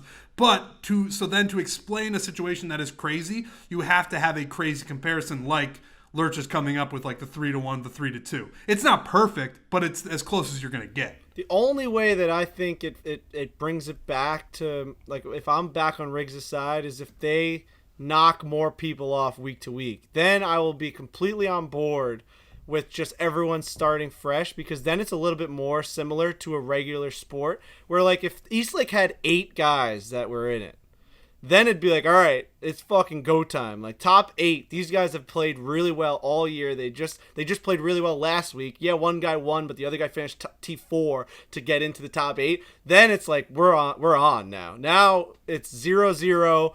Let's go. But, like, you can't have Patrick Cantlay, who's absolutely dominating Billy Horschel, and them start at the same finish if you're going to give up that much money and you're going to say that this guy's the champion of the league. The champion of the league cannot go from 30-1. I started on that side and I've ended on Lurch's side. When you started bringing up the fucking hockey analogy, you won me over hard. I'll be honest, I didn't mind the 2 different winners. I never minded it. I never thought it was a problem. I thought, like, Tiger won that event. It would have never happened if with the rules now. Tiger would have never like been in that position. Tiger wins at Eastlake. It's awesome. And then I didn't think it took like crazy mathematician genius. They just told you how the numbers worked out, and they're like, yeah, no, Justin Rose just won the FedEx Cup. Tiger won at Eastlake. You're like, great, there's 2 different things going on. He gets $10 million, that guy gets $2 million. Awesome. And I was out on my way and carrying on with my life. I didn't think that was a problem. I didn't think that was that crazy. It might speak to a larger audience. Like, we're golf fans, so we like understand the difference between those 2 things. But if you're an outside looking in casual sports fan, you're like, oh yeah, so Tiger won all that money. He won the whole thing, right? Because he won that tournament. And they're like, actually, no. There's this super like Goodwill Hunting math equation that you have to go through to figure it out. So maybe they're trying to do that. I don't know. I think this. I still think starting 10 under is crazy. But I've now come around to it after this conversation. But like we've all talked about like the Formula 1 documentary and stuff. Like, you can win the last race of the year and like not be the world champion that year. Like there could be simultaneous things going on. We're human beings. Like, we can just comprehend that. It's not that hard. It's just the thing that always gets me is like the Premier League is like you don't just like win like you just finish in first and you win the right. Isn't right. There's no game, right? There's no like playoff. There's no championship. There's no playoff. You just win, which always gets me going. Like, that's fucking horrible. But yeah, no. I wait until they start awarding the PIP winners at the end of the year with fucking these weird trophies, and they're gonna start lining up all these guys at Eastlake for all different trophies. We're gonna get right back to like, oh, who won what? Are they giving out PIP trophies? They should. It should be a little penis. No one would get that except Frankie's PIP is the trophy. Yeah. Jesus. It's like me as like a little kid like holding my like pee-pee, like my PIP. There'd be there'd be a couple 100,000 maybe people that would get that, but for the most part, the viewing audience would be very confused. It's like the little putter boy from Pinehurst, except I'm just like holding myself. I have to go to the bathroom. You like hand it to like fucking Matthew Wolf. He's like, "What is happening right now?" I think it should be a chain. I always like chains. I don't think golf is probably going to get into the chain gang, but I'd love them to put like a Rockefeller chain on somebody who won the pit. Be the whitest guys of all time. Imagine like Billy Horschel rocket chain. He'd be like, "Yeah," spinning it and shit with his like fucking collared shirt and hat on. He'd be like, he'd take an Instagram photo, be like, "I'm the Pip winner." I don't want to shit on Billy Horschel again because I feel like every time he gets brought up, we just kill him. Yeah. But he really is. There's something going on with him because they showed him briefly on the broadcast, and it wasn't like I think they accidentally cut to him, and he was still doing Billy Horschel things. Like it was just a pretty regular cut to him, and he hit a shot, and then he threw his club in the air at his caddy, and that was kind of it. Like he is that way all the time, and I know he probably would downplay it, be like, "No, I'm normal." He's not that normal. I think he is actually crazy. Yeah, I think that's well documented. I mean, Billy Horschel has, from the information that we have available to us, Billy Horschel comes off as a complete lunatic. Yes. Totally. That's all we can really say. Okay, we're going to throw it to an interview. First, we got to talk about TaylorMade. All right, TaylorMade golf. Yeah. Last thing I'll say on the East Lake thing is come like the beginning of the second round, I won't even care. It's just the beginning. It's like when they tee off at that beginning, and then you kind of forget about it. And they say that second round, and you're just like, "Oh yeah, he's at that." Because I remember like JT last year, somebody was leading and he shot like 3 over, and somebody else shot like 5 under, and then you were just in the middle of a normal golf tournament, and that's fine. But just this part of the week, when I get this goddamn graphic from the PGA Tour that just says like East Lake awaits, here's how they stand, and it's like Patrick Cantlay is 10 under par. I'm like, no, he isn't 10 under par. No, he's just not. Like he's on the first hole. How is he 10 under par? It's also he has everything to lose. Like nobody says that Bryson's 8 under. It's like, how did Cantlay, if he doesn't win this tournament, it's like, how did he lose? He started at 10 under. It's like this guy sucks. And so because everybody thinks like everybody else is even. So there is a little bit of misinformation. Riggs is tough to beat in an argument. However, I think I did win a couple of the public perception on this one. You won over Frankie Borelli. I mean, good God. Come on. I would say that Riggs jumping back to that argument after we had gone right by it for 5 minutes speaks volumes. I appreciate that. And it also guys are claiming victory on a Riggs' tournament where somebody is to win 10 an under argument. par. Commitment to win an argument. 12:01 a.m. on Monday morning, he's 10 under par. That's right. I feel dirty. Really won that one. We're really bad way to start your Monday, agreeing with Lurch on something this big, but I had to, man. Like when he was talking, people watching on YouTube can see I was so intently watching Lurch's little box on this Cisco WebEx that I could not believe how good of a point he was making. When he said you have a 3-1 lead on the guys lower, I was like, holy fuck, he does. He does have a 3-1 lead. He does. TaylorMade golf. TaylorMade, BarstoolSports.com/TaylorMade. Obviously, we've been with TaylorMade this entire year. We all use different versions of their clubs because they obviously have a lot of different stuff for different skill levels, for different swing types. I got the P770 irons. We got a couple guys with P790s. We've got Sim 2 Maxes. Go get fitted. That's a really good call. Definitely go get fitted for your TaylorMade clubs, and then go to BarstoolSports.com/TaylorMade. You can check out TaylorMade and Barstool golf gear. We have golf balls. We have TP5Xs. They got the Transfusion logo. We got Tour Response balls. We've got, and then again, we got the spiders. You can customize a spider, which I am convinced that the spider. I had my brother switch to a spider recently. He'd been using a let's call it a well-known putter that a very, very popular player that we love a lot has been using his entire career. And my brother had been using that his entire career. And he shot me a text like 3 weeks ago. It was just like, is there any chance you have like a spider, extra spider? And I was like, yeah, I'm a TaylorMade athlete. Sent him a spider. And I played with him the following weekend down at Skokie. He putted the best he's ever putted. And he's like, this thing's you can't hit a putt. You can't hit it offline. So the spider's excellent. TaylorMade they just make the best golf equipment on planet Earth, really. It's that simple. They're phenomenal. Yeah, I love TaylorMade. I mean, everybody in this room obviously loves TaylorMade. I actually jumped onto their TaylorMade. It was their Tour Velocity years ago as like their ball, and now I'm just obsessed with the TP5X. Like last couple rounds, I've been hitting that thing, and just I don't know what it is, less spin, something, but it's just coming off the club right. Could just be a confidence thing. But I don't know if I share on this. I bogeyed 17 and 18 to shoot one over the other day. And my golf game obviously is just a roller coaster, but it was just one of those days you just pured it around. You're just loving the feel that you're getting from face to ball each time. So yeah, if you don't have it, go try out a TaylorMade club, putter. The Spider's incredible. Remember when I got in the putting lab, the guy put all these statistics at me, but he was like, yeah, you just changed your like degree of miss from like 11 degrees to 3 on a 20-foot putt. And now you're going to make X more. And you're like, that sounds Done. great. So yeah, exactly. Sounds like I'm better. Cool. Yeah, TaylorMade rocks. They're the best. So go to barstoolsports.com/TaylorMade. Does anybody have anything else before we throw it to Brandon Wu? Stop fraternizing with the help, Gilmore. Just hit your ball if you can find it. Fucking an hour and 30 on the dot, dude. Wow. Nailed that. Huge. Don't sound so fucking upset when you do it. You know, you can add a little fucking flavor to those It's always things, something. You know? Sounds like you want to go back to Gaylord. God. Stop fraternizing with the help, Gilmore. Just hit your ball if you can There find you it. go. There you go. Yeah, that was a little spicy at the end there. Riggs, do you have anything else you want to add to that argument before we throw it to this interview? Fuck you, Trent. We're going to throw it to Brandon Wu. We'll be back on Thursday for our next show. Hit it hard. Hit it hard. Hit it hard. All right, folks, we're joined by Brandon Wu, who's in Columbus, Ohio right now. Korn Ferry Tour. Big year for you. Probably the biggest year of your career. And it's I'm excited to talk about this because, you know, we interview a lot of different people, a lot of different folks on the show.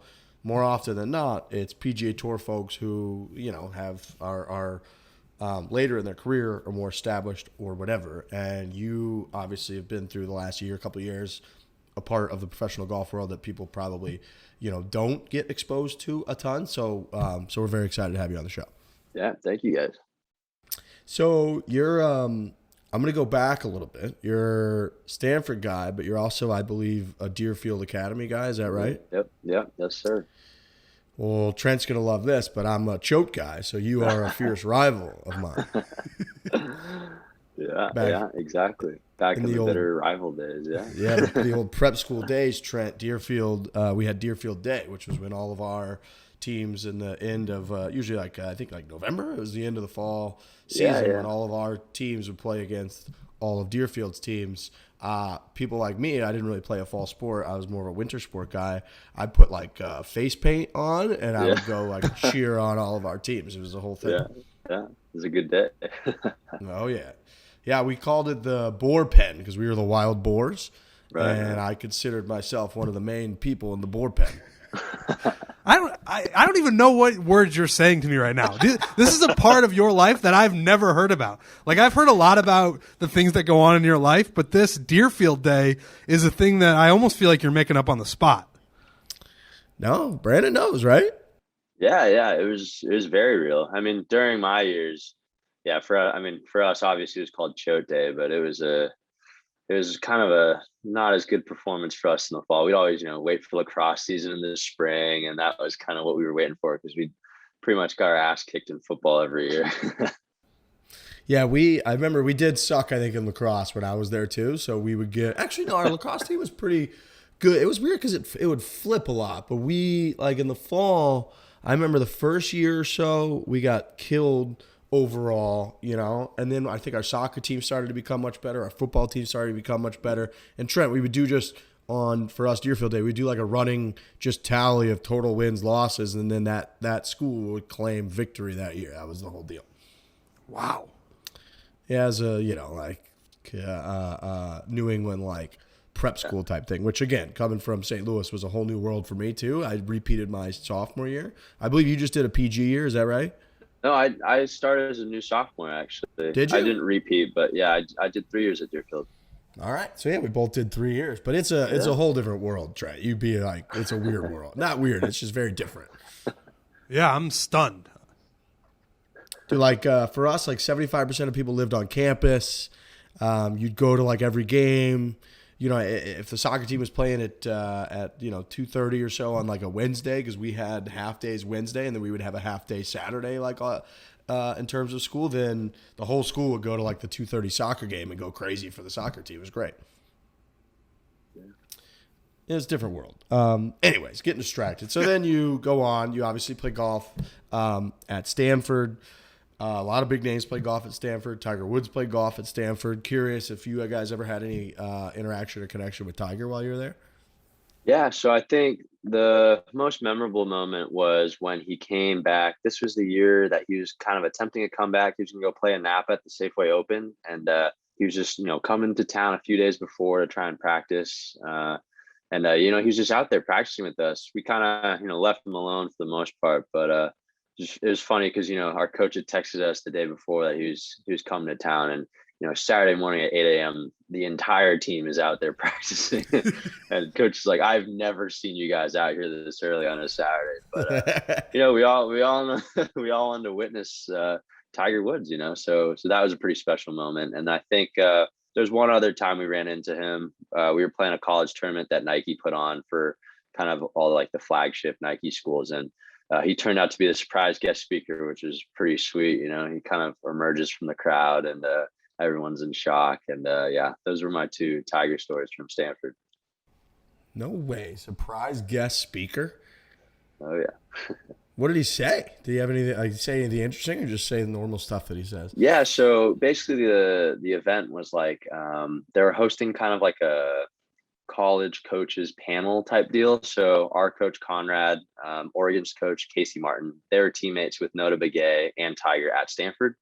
So they were, going to do, the three of them were going to go up and talk a little bit about college golf. And you can maybe imagine how it plays out. They're like talking about Tiger, and then Nota's like, why don't we just give him a call? And he gets on the phone, and you hear a phone ring kind of in the back of the room, and everyone's like, no way, like Tiger's here or whatever. And out steps Tiger, gets up on stage. And I think that was the year he was like a vice captain for the President's Cup team, and they had just won the day before. So he'd, hopped on a plane and come the next day to see us. So we were, that was pretty special for us.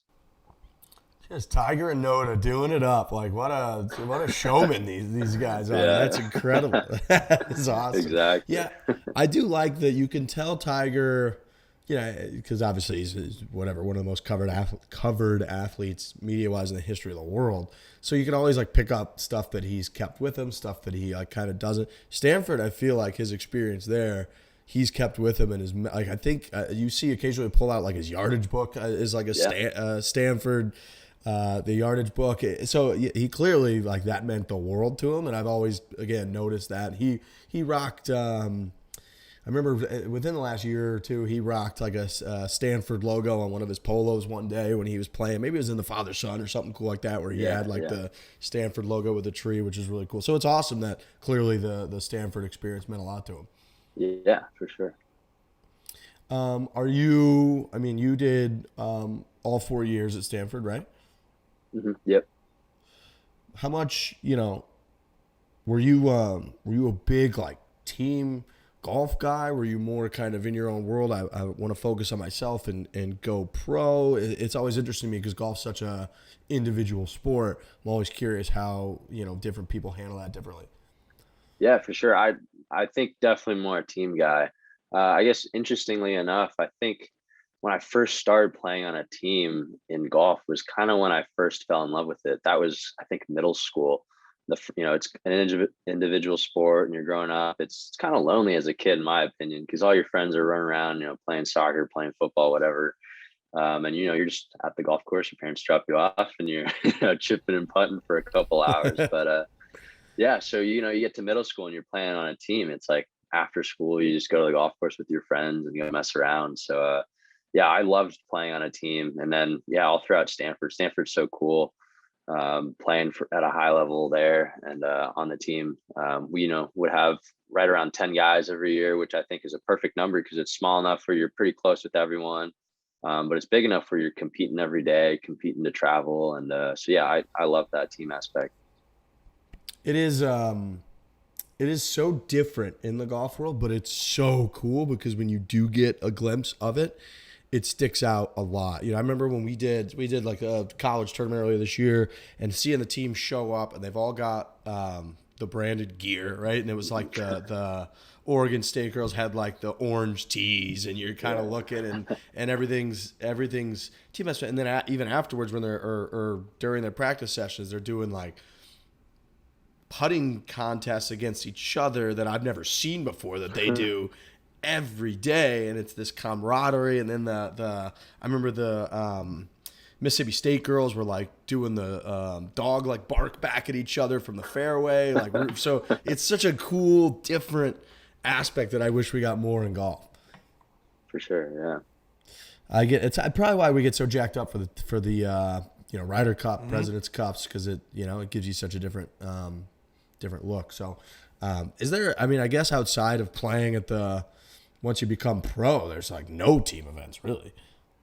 Yeah, I think it's rare. Yeah, you don't really see match play that often. You don't see team events that often, which is, I would love to see, as I think the years go on, that they kind of put more of that into professional. Because I think, like, I guess I'm probably biased, but like watching the national championship every year in golf, like seeing the teams compete, I think it's, it's a super fun match play format to watch. It's, guys are gritty and gutting it out, trying to make the cut, trying to make match play. And I think it's super exciting to watch. So I think it'd be great for the fans to have more team events. I love when the coach gets in there, it's like who they choose to like hop around with and which person they stick with, and they're kind of reading putts. It's like, it's so interesting to me, just kind of like another outside info. Like, how would you feel about that? Would you, in college, like advice, they kind of leave you alone? Do you take I mean, I know in college you don't really have caddies, but do you take much caddy advice even now? Or are you more like, I got it? Yeah, I guess that's something I've been experimenting with this year, because obviously, having a caddy is a big part of your day to day and your play. And I remember in college, there would be some times where our coach would walk with me. And honestly, like when it goes well, it's great. But sometimes when it's not going well, it's tough to have your coach, just right on top of you, breathing down your shoulder, watching you miss 3-footers and whatnot. Totally. Yeah. It's so it kind of goes both ways. I feel like it just, so it was interesting. We always laugh about as like kind of just weekend golfers, typical amateur golfers, the rare occasions when we've had caddies. You go to like a nice resort, you go to Erin Hills or wherever, and your caddy you'll meet your caddy like usually on the range, and then they'll just stand behind you and watch you hit shots on the range, and it is the most like nerve-wracking and vulnerable experience as a bad golfer, because you're like, all right, buddy, this is, just so you know, this is what you're getting today. Right. I always feel so exposed. I always have like a 15-minute chat with them before, being like, I'm the worst golfer on planet Earth. Let's start there. I want you to know that that's where we're starting. And then hopefully you hit a couple good shots. But yeah, there's nothing more. I never feel more exposed than when I have to hit in front of a caddy for the first time. It's just an awful feeling. Notion is an all-in-one team collaboration software that combines note-taking, document sharing, wikis, project management, and much, much more into one simple, easy-to-use tool. It's really the only place where every team from engineering to sales can work together seamlessly with 500 integrated apps, including Google and Slack. So don't have all this other stuff going on. You just get Notion. It's all aggregated. It's all together. It's all integrated, as you would say. You collaborate in real time, tailor workflows to your team's specific needs, share with ease. How annoying is it when you have like 9,000 different points of like communication? No. Notion, again, they're going to integrate everything. Notion has a worldwide community of millions of users creating templates, tutorials, and new inspiration. So the product is getting better all the time.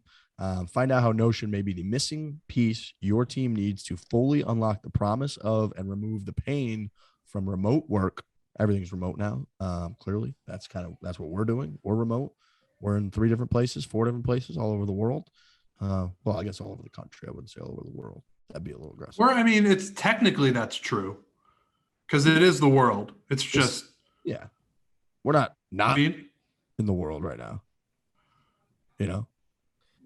I'll say you cut out there, so I don't know what you're referring to. Am I frozen? No, you're back now, but it cuts out for 2 seconds, and it looked like I came back in and you had made a point, and I was like, I don't know what he's talking about. Go to notion.so and use promo code FOREPLAY to get $250 off its annual team plan.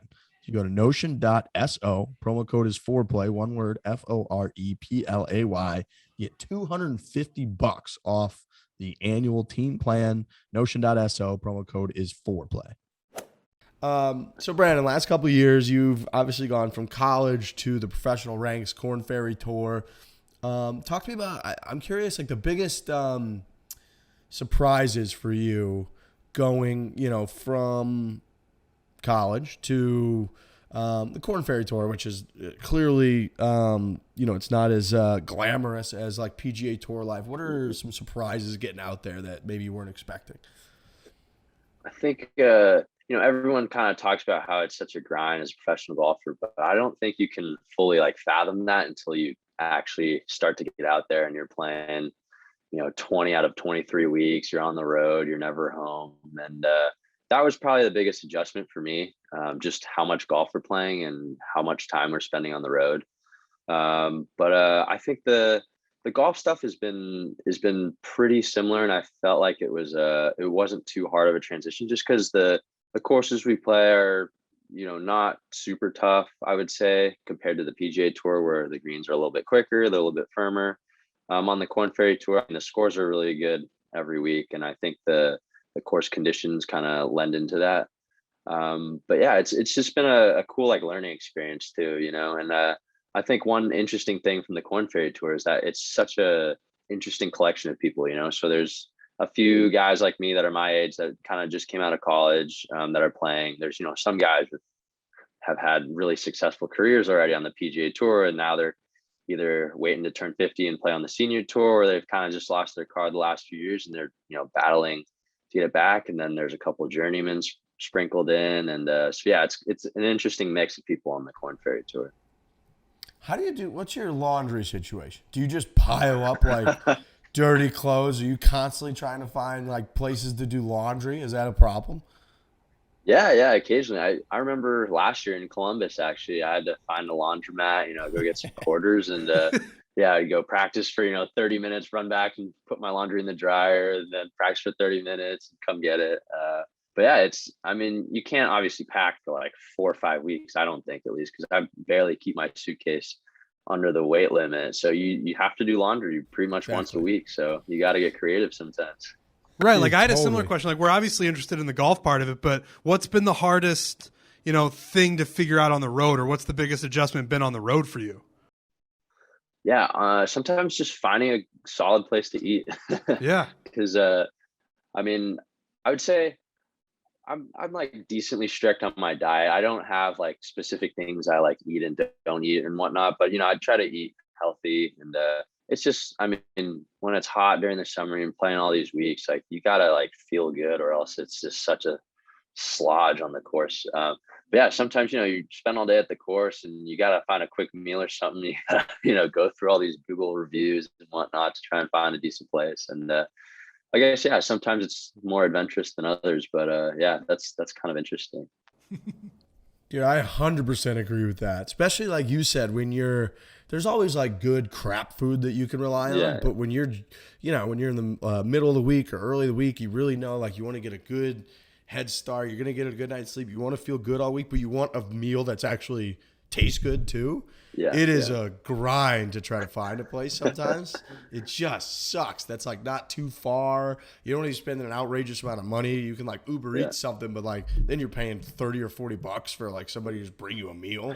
It's a grind. What about like do you book your own stuff? Like do you book your own hotel rooms and stuff?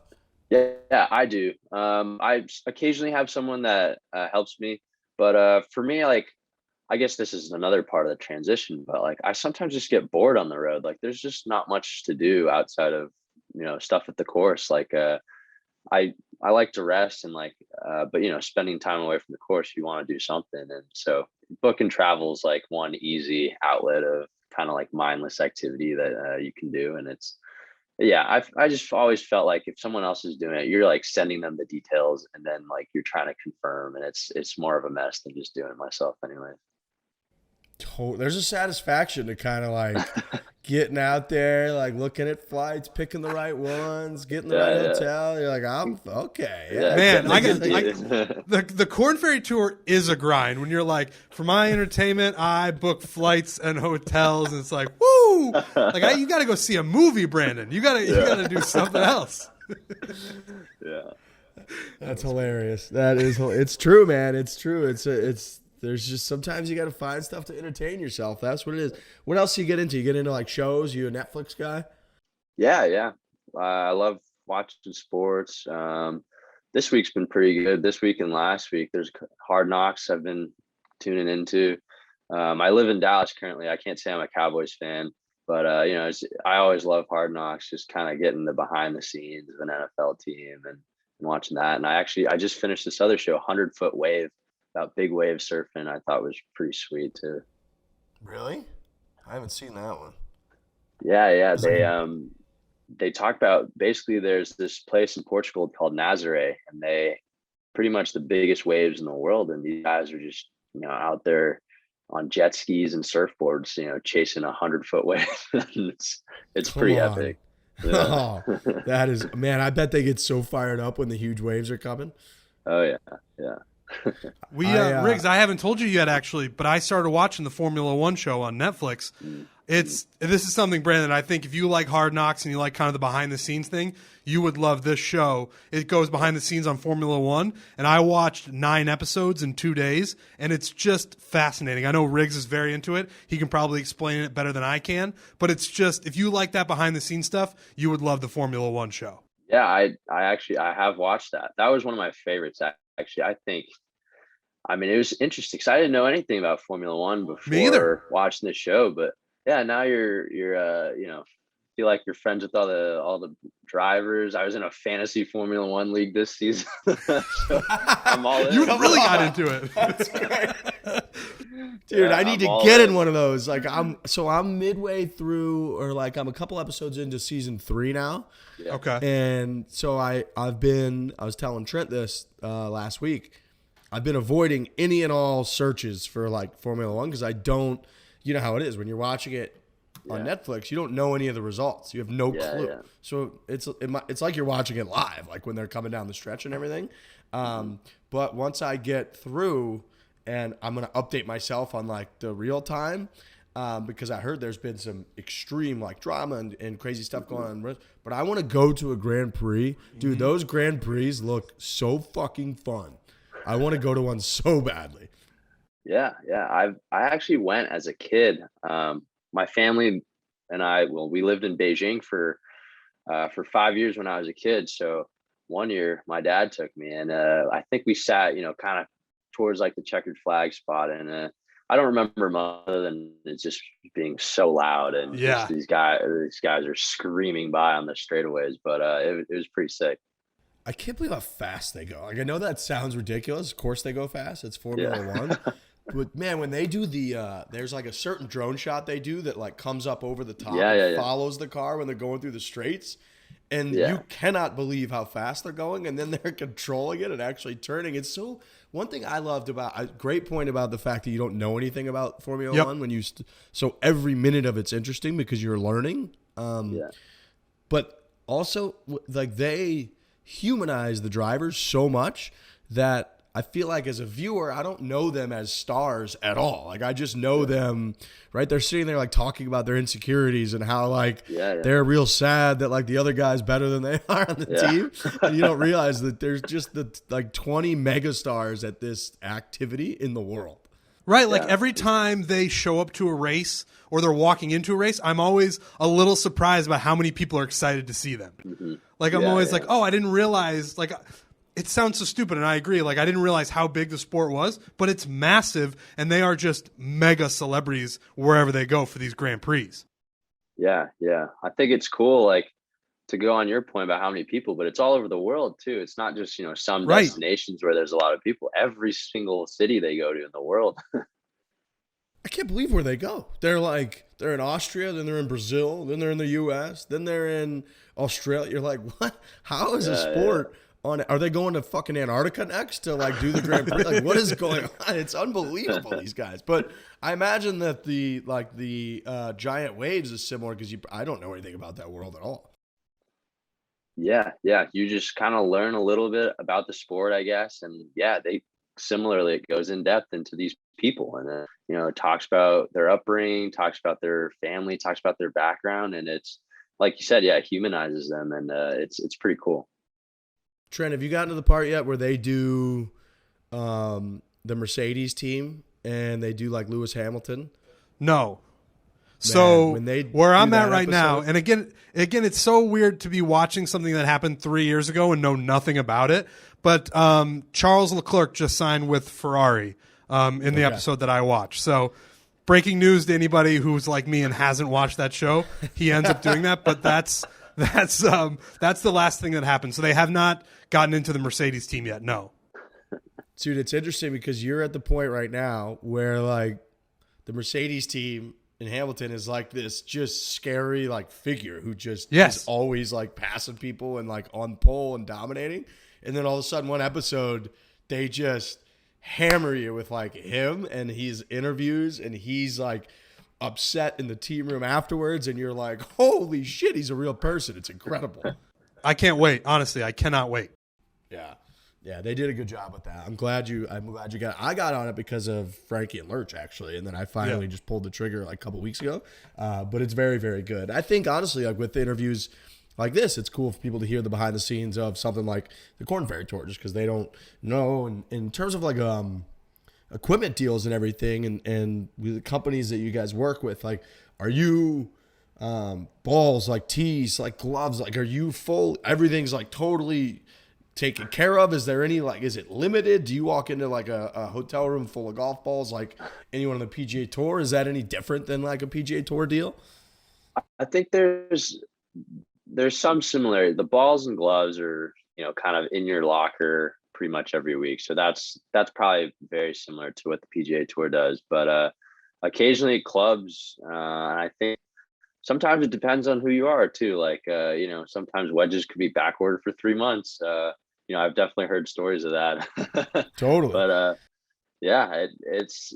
mean, you kind of this is like slim pickings, I guess, compared to the PGA Tour in some extent. But I mean, they definitely, that was one thing that's different from college too. Like every week we have tour reps, that can make you a club or like change lies and lofts or something. And then in college we were seeing guys like that maybe once a year, and now it's just crazy to have all this support like every week. Like, you could get a different set of irons every week if you really wanted to. And it's some people do. Some people will change clubs every week. So it's pretty funny. That's amazing. Yeah, it's so now you obviously got your tour card. What is that feeling like? Is that the coolest feeling in the world?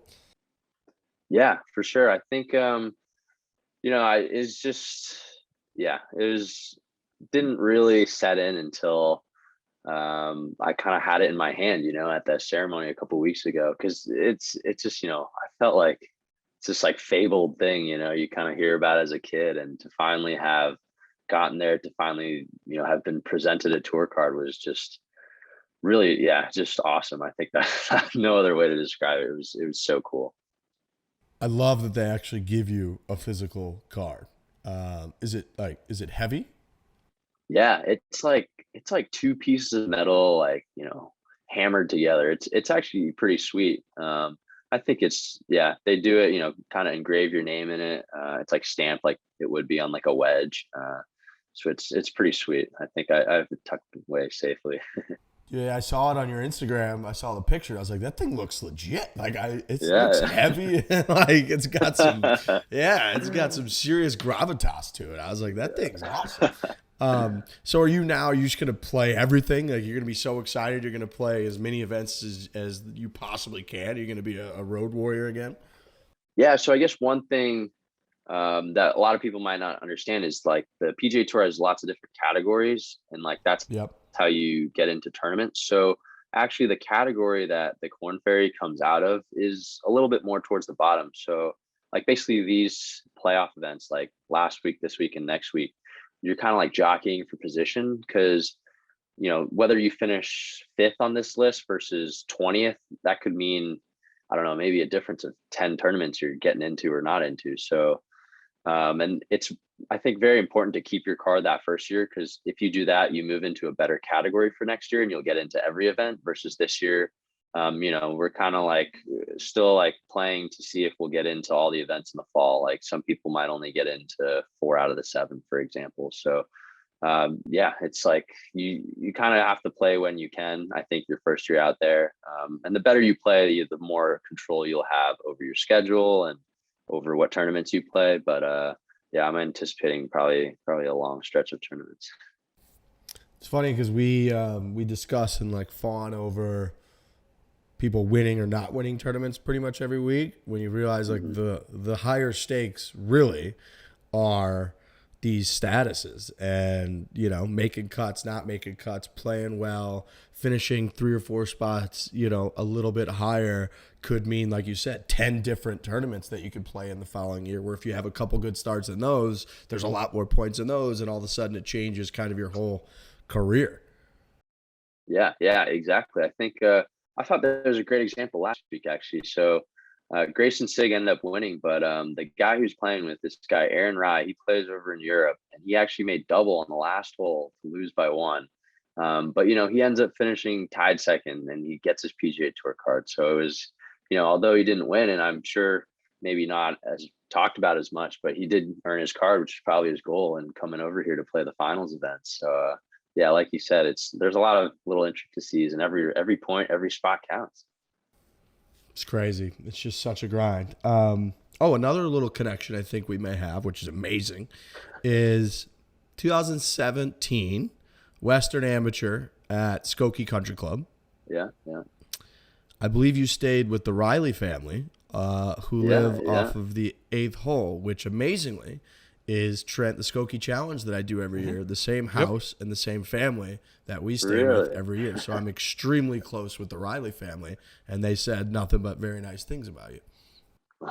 That's great to hear. Yeah, they were right by the green. I remember just walking out of their house, walking over to the club, and teeing it up. That was sweet. It's very funny because we do the same thing. Like, you grab your bag and you literally, Trent, you like appear through these hedges just behind the 8th green, and people from the club are looking like, who are these Field of Dreams people who just walked onto the golf course? So he was doing that for, one of the biggest amateur tournaments in the country. Man, you guys got some weird connections between the two of you. Some wild connections. Well, congrats on getting the tour card. Very cool. I love that it's a physical, badass card. I think that's maybe the coolest part of the whole thing. But yeah, it's cool insight into, again, like the not as glamorous side of professional golf, the grind, the struggle, what it really takes to kind of get to the next level. And now, you're there. So good luck this fall. Good luck next year. We'll be rooting for you, man. I appreciate it. Thank you. Thanks for coming on. Absolutely. Thanks for hopping on. We appreciate it. Thank you, guys.